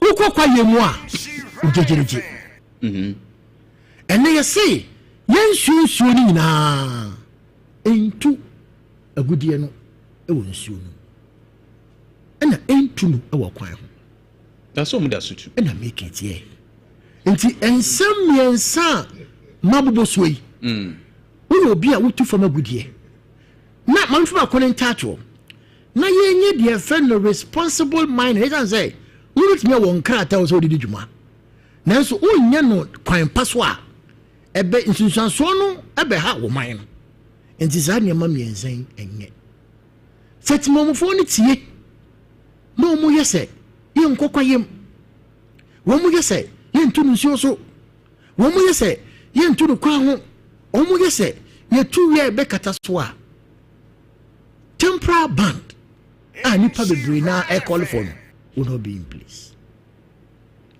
But when you nyai na senior womu ye any sanom ye government would have no option. It's say maka wa fidie so na meka 1,000 times. Say entoko we entoko see a kone ne ni edi nkonim anya sa ensunsanso no wo ho mayochi. But ye ko ye chia 2014-2015 yenya sa issues ya under His Excellency John Dramani Mahama with galamsey issues. Fast forward, Nana Dudanko Kufuado, in the time, yenya issue ya with galamsey 2020 bakradi aye west ya de abamwasa be yemra krasi yemra forest reserve ni ade. So citizens no nye wo madwen say they are ready to listen. In fact, videos here where boys yo moye galamsey. E be credit the president atem. Say you omo nye wo madwen say omu bejai. Enti de wo kan no efutuo na wo tu obi fo no so won fa. Enti say no what strategy? What the two? Me need 30 seconds. That be true. Na me be kan ho. Enti dey na ye. Maka we nese no. Mesan aka another layer.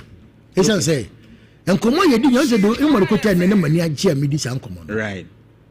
Me hu another window of opportunity. Okay, train. I bit me explore as on mine. Right.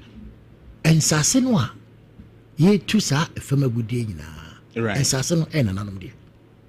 Okay. Adesre de minim ntine me kasa no hwa for the first time ye tin pa. Amen edu. Se bia se de ya mono sem nipa bi de won fofore mu na bia kon no eya kon a ehede no. Can nananom intervene? Because as a man to know, go dear. Me who I phobia. There be a media grabbing a meteor and a medium key, even though me for friends shooter and a make for first and tobacco. Nana or two cerebral, just me no, the pony down also. Because I am full cromwa, or more yet near ma, mean cousin tia what he be. It doesn't maybe a material and I may bore on no abaso. Right. Grabbing in Potemo. Galamsey bi ni ho babia.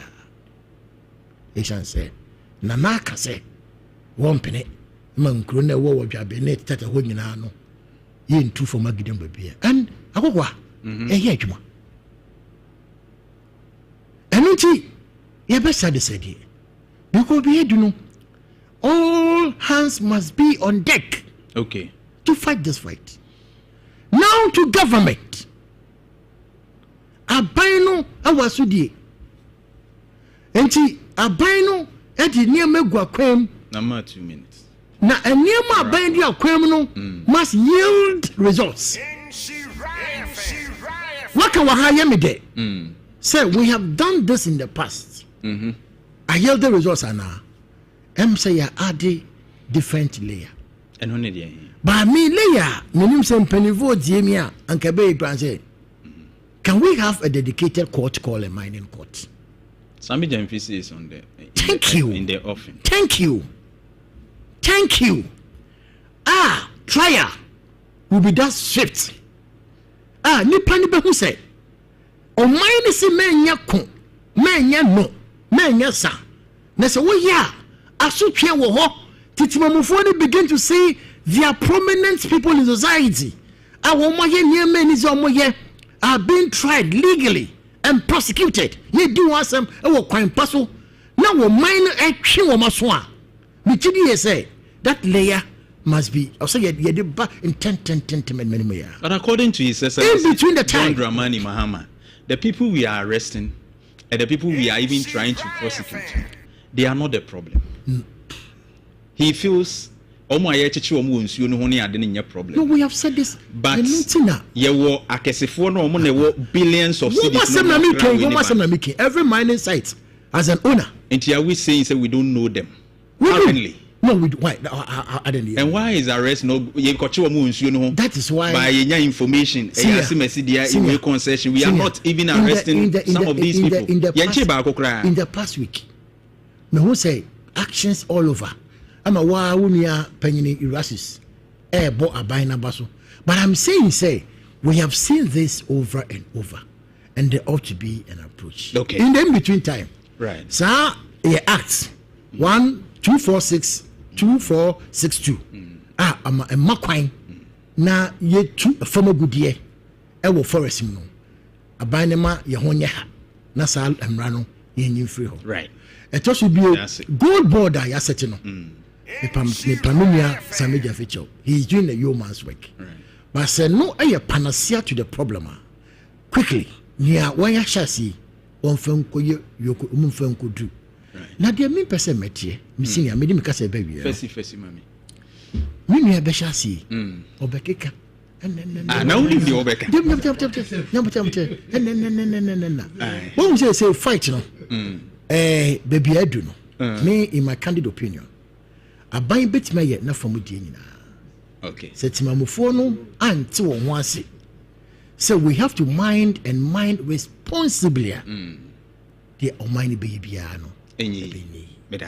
Let us bring all of them on board. Now we can feed this. Say if it's a round table on mining as a mine. Okay. You invited the small scale miners. Are buying on one side, security on the other side. I are here for no. No, you see, we should have a new approach. Okay. And that's it. You mean this one. This one must be won and won once and for all. Me da CP on say no or your computer ho adwuma nti o mo kan computer kasa e o ha that time ni bi aka mo Victor akokwa I don't know what sumu ano sa masuma no bi me de me ase de owura ho bi na won se sumu ano bra me anane kasa mi nim de opache akokwa because politicians yes yama ye ho si enim nyansa che ni panyina okruma sam yes aden ye ho si enim nyansa che ni panyina look adam ni panimu binya encounter of frame no so mo bra mo amanyofo mo ka sesebe yen timamufo na yen a mo hwe mo ba mo benya akonya no mo fi se ye nkwala ene ye sane ma we bi ntia so no see Victor ba no beka bibi dia na mbeka areho and enye limited to only MPP and DC galamsey said ye fie acho gather yourself yesu a ye nyini ba nyina na yetese ye galamsey wo beti a wo na ye say abuogumakum nipa miensa. Those were the stories in the news. But say the machine kosi so many shani man started somewhere around 2011 2012 thereabouts. Yeah. And a shasi kakra beka President Mills then time ko ye kono so ko kasabia it go worse under President Mahama. Emma Ubekaya, you changing ministers along the line. Even to the point say Mahama Yaraga and the majority leader. Once say cry say Adena Jason to be ampen baby. He gave up. Musa Hussein gave up. I didn't a problem that when I say you na shock quiet before so but I said the Bayaman yourself. I said the Bayaman yourself. MPP then you can be fine. About 2017. In 2017, the best opportunity came. I couldn't ask Obama, so my thank you, bet me pull ourselves together. I think say about power. The one I knew me big kaya to me shas ye. I'm with the help of media, Nina about together say you bet to us. Akokwa, bruh. Mean to me, can say na. Nia ye mani kusi ye but how do you pass from 2017 18 19 some early part of 2020 na yakoye nimpa in this thing because na nsuo ni bebre na asay no asha asay an timidity na clear kakra na ye diwa election 2020 ni jabu Sami munko for ibi. Yes, you are. You can say those sites. NMPP for nipa bone for mu nipa bone for na ye de ye ba ye be ye mu sei mu ko tuntia wo mu ye ba ye be mamo ye and all sort of things as usual of the politician ena aban no so no so position di ena we say na musu monko ye no no so jaye na the gains that we have ye nya ye ni nyina ne sai etigum na say and you did one, you said another 2024 election. Mr. Mahama crowd went on, and me say, and someone Nimianum Kayan. Now, me sure say mobile power, I bet 4 days. I will be in your community. I could do the Akosai so galamsey.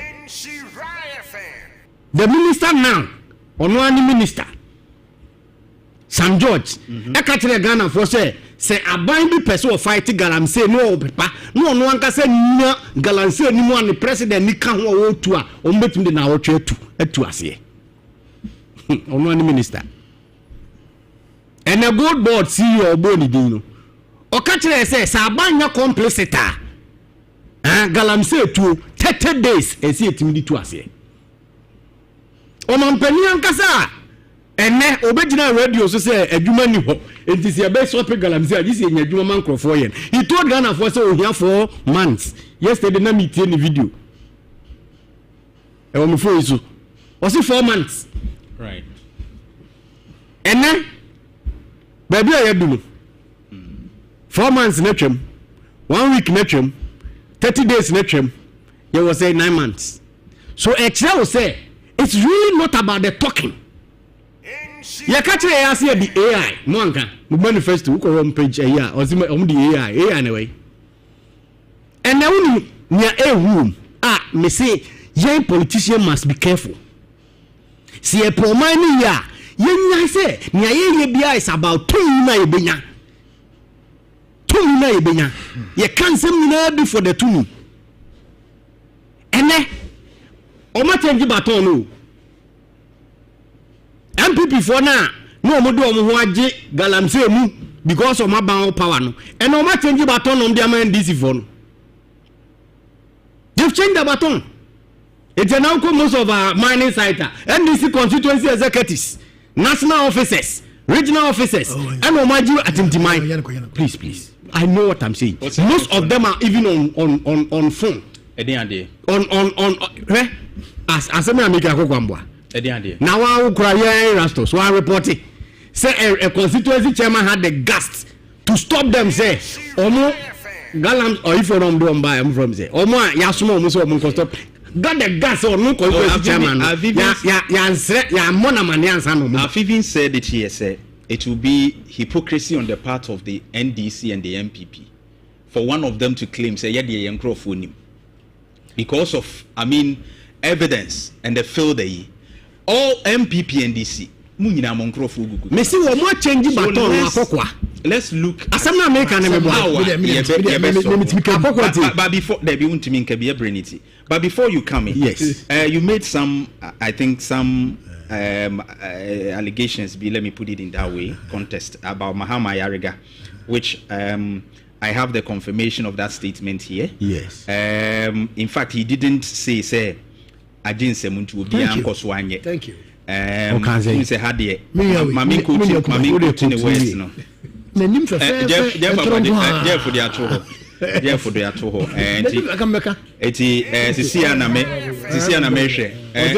Jeff, I will share the quotes with you too. Look at what? Local law enforcement. 2016 no. Not someone okay no wasn't about that. No, but me quote not someone specifically. You should have only I saw okay we obey the coach am. Mami. Say no person enko fa your friend say. Mami FBI or US na me fight ya. Meba. Or say. Mami quoting the words no. Also speaking to the media at the event. Jeff, my main coach one no, coach no, my screenshot here call fem kakra. My main find no more exactly what he said so that you bet me acquire and we say had a yeah neja. Had it would you be clear you are very as I say me because the thing to the moment to us we are not that's the point I want you to know. Also Jeff made a quote in us. I must express my disappointment in the failure of local law enforcement agencies to live up to their responsibility to prevent illegal small-scale mining activities within their jurisdictions. Good. So he expressed his disappointment in the local authorities like the municipal assembly and the things they are doing. And I think that was the same point Mahama Yariga was making. Thank you. And then, of course, to Mahama's 4 months to keep galamsey, I searched through, I found no evidence of that. So, if you have, I'll bet to me so the amount I'm share. No,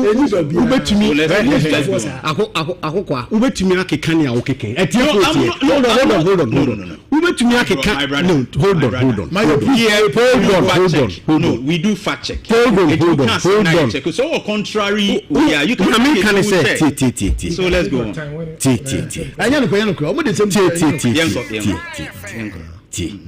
Nyame kan say ubetumi aka ne awo pese wo kabia. But I'm saying say nyaye nyina ye bet atiefo no mutie no. Some of these ensem na ye kan nyame na make kan. Omo ate dada. What the mention? Omo ate dada. Okay. It is so because Mahama can now count. Nobody's there. I mean, yes, and American. We are quoted. Where are they quoted? Not some more kind. The minister was there. Look, me bought me to him. No, we bought both Mahama. You spoke about Mahama. And a Mako Mampani Mahama. And a Maka, a friend say, some George, and a Sammy Jemfi. Those that were the videos, those that were I didn't come into what I said. They are there. The people are listening to you there. Victor, at the end of the day, yes. Hold on. Meet you. Hold on. And someone will be can. I'm coming. Meba nanani. Yeah, Brenitia. Mama me chance. Brenitia. I guess I'm making a show them. Yes. Near Tiana say. Yes. And someone will can waha. Minano a yet facts. I never argued with you. Okay, some George dear. Me my born voice waha. True. I didn't argue with you. But you talked about Mahama Yariga, and I fact checked because somewhere we should fact check some of them. Anani Erezi something that was you may refer back to Mahama's time, and I argued with him. You can't just come and give it. It's about choice Mahama Yariga the man can some George dear. And Mahama dear say 4 months. I told you that there's no evidence to prove you can bring it. That's all. I'm not arguing with you. He was the minister. No. He was the minister in charge. He had opportunity. He went on to say, one, he blamed the police. No, he wasn't the local government minister. I didn't say he was the local environment. I didn't say local. I say he was in charge. He was in charge. Or no, in charge. So he blamed almost everybody. And one Kasada. Look, I have a quote here. He blamed the district assemblies now who come as him. EPA, an agency under him. Minerals Commission. On one task force or set here. So you are telling me that I can't make inferences from all this litany of statements he made. No, but the fact he said that we cannot fight. Hold on. What is factual? I didn't tell you, say, me quoted the minister. I didn't tell you that. Me catch you say, minister no be anymore. At a certain point, and someone no can. We are indicating, say, ya pimp. We can't do anything. One can say party. We can't do it. What I say? Because look at me say, all the agencies, including Asantehemaa, and then Omo national organizer. Omo national organizer. A police for the task force or what is Nyabutre. Omo national organizer. Yamin. Ose. Task force or what is Omo fan fight galamsey no di jijiska. Won't you mate and mate. But why would I want to Yamin? Why would I have the video. National organizer ya say abandon no more muntu omade. because of vote, and that's what make us as politicians. I say you careful. Yeah. See a person so ade we ano a. You person so ade we ano a. We need to see a giant say an opportunity for me say me to me abo hode abenya to me. But this is when you do that, Uba, and it's difficult. Yeah, to handle. And yes. Yeah. Most foundation or sweat at the end of the day, and once I was saying sweat, not sweat because and Cape Coast. Pipe. Yeah. Pipe. I was like, have we gotten to this point? Would be a pipe. One of the areas around Cape Coast, Takwa, Western region, would be a pipe. Would be a pipe. Now, in Sua Urban, and then that is where we have gotten to. So, who can we are whatever you want to say at the end of the day. It's immediate American says let's stop those things. No man penny on financial form. Yeah. Now on can regional executives now at they should back off so that ombenya to me their quiet and money are there say the point say MPs now accuse you. That's where we are. NDC MVP for in fact, many are Hosem. Hosem. Omedi ubreni kakra na nso bende. Hosem pa. Me who say galamsey issue no, it is nothing other than leadership. Sure. And undoubtedly, leadership is missing in this country. Yeah. You see, what is the essence of leadership? Leadership was created for one single purpose. But I am painting and I'm penny. And they said to solve problems or how that you are money could then be down. So leadership, I said, no, so we solve our problem now. Yeah. And tell me, someone say, I am pampa, say galamsey no, Ghana and Hayana. Meaning you say galamsey a problem or Ghana how? Say a problem there in Ghana for us, so you problem Nankasa. Galamsey. A problem. I'm passing a sensu. I'm passing a say quiet. I'm passing a creative diseases. And I say, man, penina, the mandate in say, on solving problems confronting this country, no, undeclared state of emergency. And I say, undeclared state of emergency. And other citizens are on man penini. It simply tells us, say, galamsey, there any problem. And creative problem be a doctors almost say creative diabetes then they then they pilot to say they cleft pilot to say and you know correct to Ghana for it would be any show that be like seriously so no better NBC rep rhetorics and now Sami Jemfi say and the way say any better court other court of Ghana no what the galamsey asam kwa omuso omuni enti na just say ya te galamsey court asam comes one to me was it more better court and the deliver issue of galamsey what I say it's as if say court eti what are they what the galamsey asam kwa omuso omuni and they don't have expertise enti afa ni ba better court na ya try am say it's di galamsey asam asam comes why asam no ma be di galamsey one am magana ayala wo samo no you see na NDP what is say na Victor Kabibi but he is saying we don't need it. You see we do Victor do not have the moral right to talk about galamsey issue because they man no man no went to me answer me Uti yeah the man no went to me answer me enti na unya kasa no e din no the rock Kenya say akoyi brese there some few years ago na me so me break you see galamsey fight no cannot be solved by political parties. Galamsey fight can only be solved by leadership, which is completely missing in this country. I didn't think of galamsey. It creates problems when you know. It's simply because a Jumani mind me boy. And the MPP and this no. And come do mine and come over to one table. I say, Anya shame for reasons of galamsey. And say. Jantuah Barima na me flag bearer for NDC and MPP. Let's look for somebody with leadership. Somebody with leadership. Obia obetimi, you see, well, no, any problem or air course, mebwa. Galamsey, no, any problem. Why because Galamsey problem be our own in India. I'm a consultant, I'll educate you. Galamsey a course. Problem is leadership. Leadership's ability to create jobs. That is the problem. So, Mr. Ghana for almost anyone bet you later. Oh, can I speak? Oh, can I speak? Can I speak? Can I speak? What's the problem? Master, you're a gentleman. You're a gentleman. Okay, so you'll be a D. Let us finish. What is it? And what you need as a country, you say, you better obia. Obetuma create jobs for the people of this country.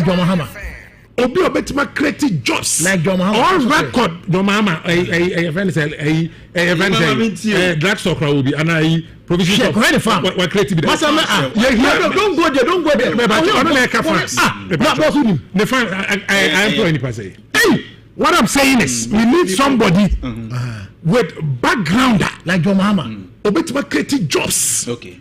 Obi a disciplined background. Okay. Obi a radical background. But do we have because it? Deviants. Do we have it? Yes, we have. In what country? Yes, we have. Deviants. They are 90% deviants. Okay. Because I didn't say SL man was a Mercos why here. We need somebody who's radical like Kennedy or any Japan. Look at this. Look at this. MPP for MPP largely say Baumia and this is so they Mohammed Kennedy or Japan is the solution to lots of the nonsense happening in the country. What about my discipline system? I'm a system. Thank you very much. Insha 104.5. I will say Insha FM Community Soccer Quiz 2025 and also Basso Kwans from Kosokra. Ote sports na se enche Richard Onumuwe International sports no aba wakwemu na omo transfer sports na wutie no coaches do se na animomo EPL Ghana Premier League La Liga German League and Italian League and La Liga no nyina no unim de ne fa ho quizzes no ebe koso Insure FM Community Soccer Quiz no ubetumi win up to 10,000 Ghana cedis we say for my voice no go fam kaka ubetumi win up to 10,000 Ghana cedis na fe odi atu go to so we ti friends 0245 594-425 0245-594-425 na Vivia entumi nkoso ebusia me antwetwe nkomo 0322083581 83582 na yentwetwe nkomo sisia 0322083581 83582 na yenko. Hello, good morning minia we pass nana bidide bakupeni. All right, nana yentio quickly madia you are Dr. Alhaji Muhammadu Baumia Obia. Wasem no so ko wasem no so. Kaka me kan say. In free be NDC bae boso me nkunu. Se de bie de nyane a galamsey. Ba uti NDC fo na o mo jo mama bae no, you are bae no. O ko galamsey bi no ko. E prince da. See a tigana ha. Na PURC. It will Osheba Basse, or more days by 2028, 2029. A make show from an Yaba. I don't know what to do. Yet again, and this is for by some Kukuram said, or check Galamseba Komako, Obekaya, and a Bishu. And to see more, or some Kofi Bon, or what excavators Makomako 40. If you do an area, almost 39, 35. How many days? That's the big enough today. You win. Sam George, and your press conference. Yet, yeah, Okuja Top Lapa, and your press conference. And you say, who say, and you better follow me, Galamsey, or Moka Chase, or Moko Galamsey, Yamu Mama Basso, Yamu Mama, and you been why? Okay, let us say for your input. Next caller, hello. Major Suominia, Yanko. Mikacho, me did the Hamza. Me first accessories, I should walk up to you. All right, Hamza, into you. Me that's you got Kennedy, I found some channel. Now, the American say, who share Galamsey fight here? If free that 2020 when air cost. Meeting as I say, it's still put in career. But me, every year, you must be yes say you criticize photo galamsey ya na dey party opposition galamsey na the party opposition but come na sata me mu bi ya na galamsey ne say nsafe say yenfie wo western north near that no ye ka me do say what sabotage aban no but na e kunkofo na e kunkofo me say ko wa wo ba bi ti say I yofutu some green area no me to the body wo kejetia race course e ma mi ko ko ka jo ye ko twe body ti se no wa ba ye mo mu bi man so for ye mo mu bi mo nto enne isa kofo ye twom wa se galamsey no kunkofo nso ye sei tata me de ye kan no mo se sabotage aban no nti se anye tata na nya enye tata no na nya yan kan equally. Okay, me that say next caller. Hello sir. Ini abeni me hu ye na so e aduma ko wasim de special dance ka wo na ku. All right, ain't you? Yes, party is na post to talk party ni kanum pa. Ha, you say the story de ye party. Who na me say the about yes ni na ko for the face in the mind ya kasa e di ko to butie ani sika dia ni ade ni piso na nyango to na kasa ni ya ko kwa gini ya nyango ya ine amayen ya ade amayen na na bo na bato we si wo ya mo no na ko be kan nyango po be kan akuma pa na wo si amayen ni so ori ya ko kwa na ko ya ko le bi ori a ori and this new people here only bar defend your party one come obi aba maka mo baba Madam CP hello akukwa good morning Abdul Hamid ni afjo ka be office na bekata free all right ain't you micha reje mi sabi o michan abanu ana say kandinia yanko for dem adwana president our program CCI our junior galamsey no ko papa MPP for Lansaya moko fie na mahunu se galamsey no MPP. Umata plate o sanya atum so munja ina ga ma wo ko so se ewe atum so sha Allah taala ya ko be jana chi ama so na SNE na anya ama MPP bo je bo ya bibi anka bi mo apart from galamsey o so se ya ko tin kilo bet na ko ade bi MPP bo mo na mo say no re ye ni yesu be ni yesu mo tna tie be 45 years. Okay, me da say hello. Agukwa. Menu abeni. Kiri afọ na akufo na sunje nka. Enka also. We are the king of taxi drivers. AKA Agogo where they can say. Right, that was Excellency Dr. Mahmoud Kwabi Anko na bichana na DKM interview organizer bakote. Na Agukwa. Mese NDC force.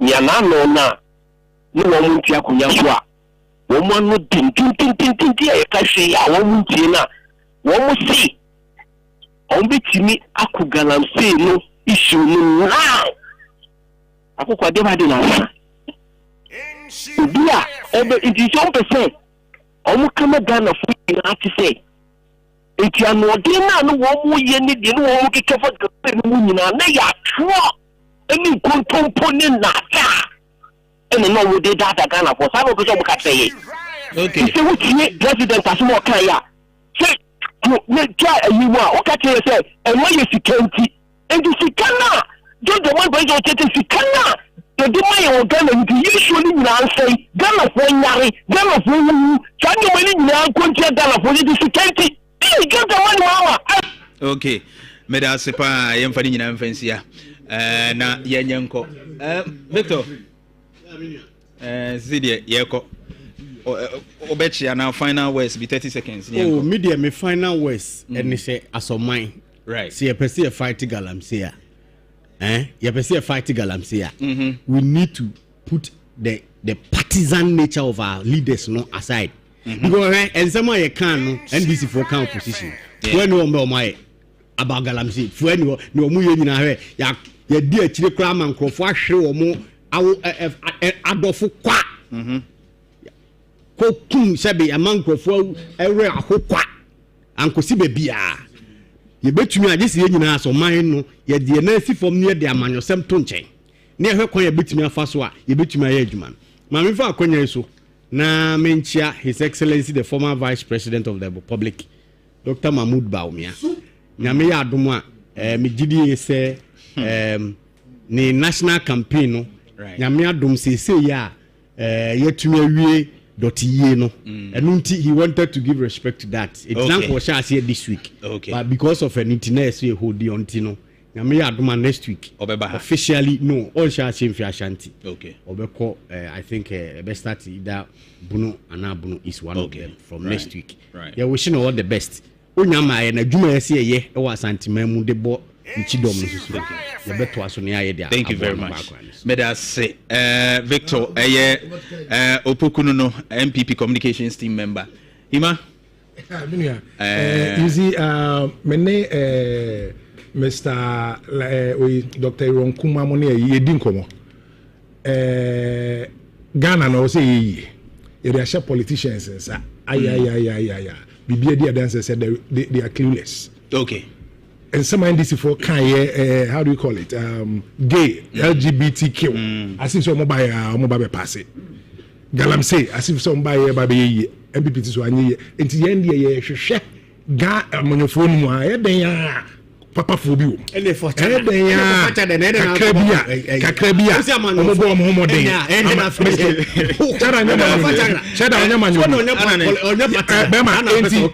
Yeah, can I say the Ghana for is it Ghana for the answer? Except say na name Solomon person mo chese Ghana for the answer.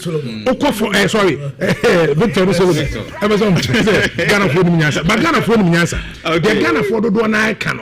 Any research, any investigations are here no. Kennedy or in Japan. And also to me be do ma penye. Or the Nancy from Kase don't go there. So no. About say to from I fear as for kai. Don't go there, you won't go there. But omo make bia don't go there was before. Mani Mahama any this abayaba. They mo pe no mo yamamo. So far so good. The son say omani na money chidom. Okay. Na yenka aban no ho. Esan say aban de papa egu akwem. We have launched a lot of programs if you say ye propo ebebo man Ghana. Sukuu sem, edwadie sem, dollar sem, bonds bibia everything is in order and we think that the government is on track. Ade ba kwa ye me ya me pese e be ye free home. You won't say oh my we are not developing for a single reason. The reason is that me ba ye obi em say me ndc ni. Ana me aba obi em so ye MPP ni. Okay. And what for the so or technocrats. Yeah. But we go na ha Ghana. Omo na ha Ghana. Oh no. You see omo ha Ghana boss it don't. You see no I'm very serious. We say kamini ba from the political perspective and kamini ba from the political perspective. Mental we be a used to say we nimje. So he gives a balance. Oh no, but he's a development. No. He has given a balance of leadership. I will be overly shocked to my bone marrow. Now, one thing I make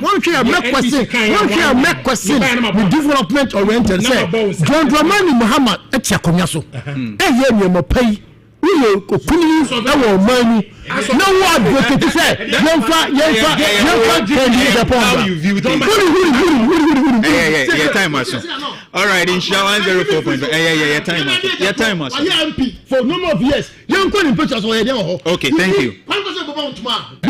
That's it. All right, inshallah 04.5. I would you mean some was within the Barima.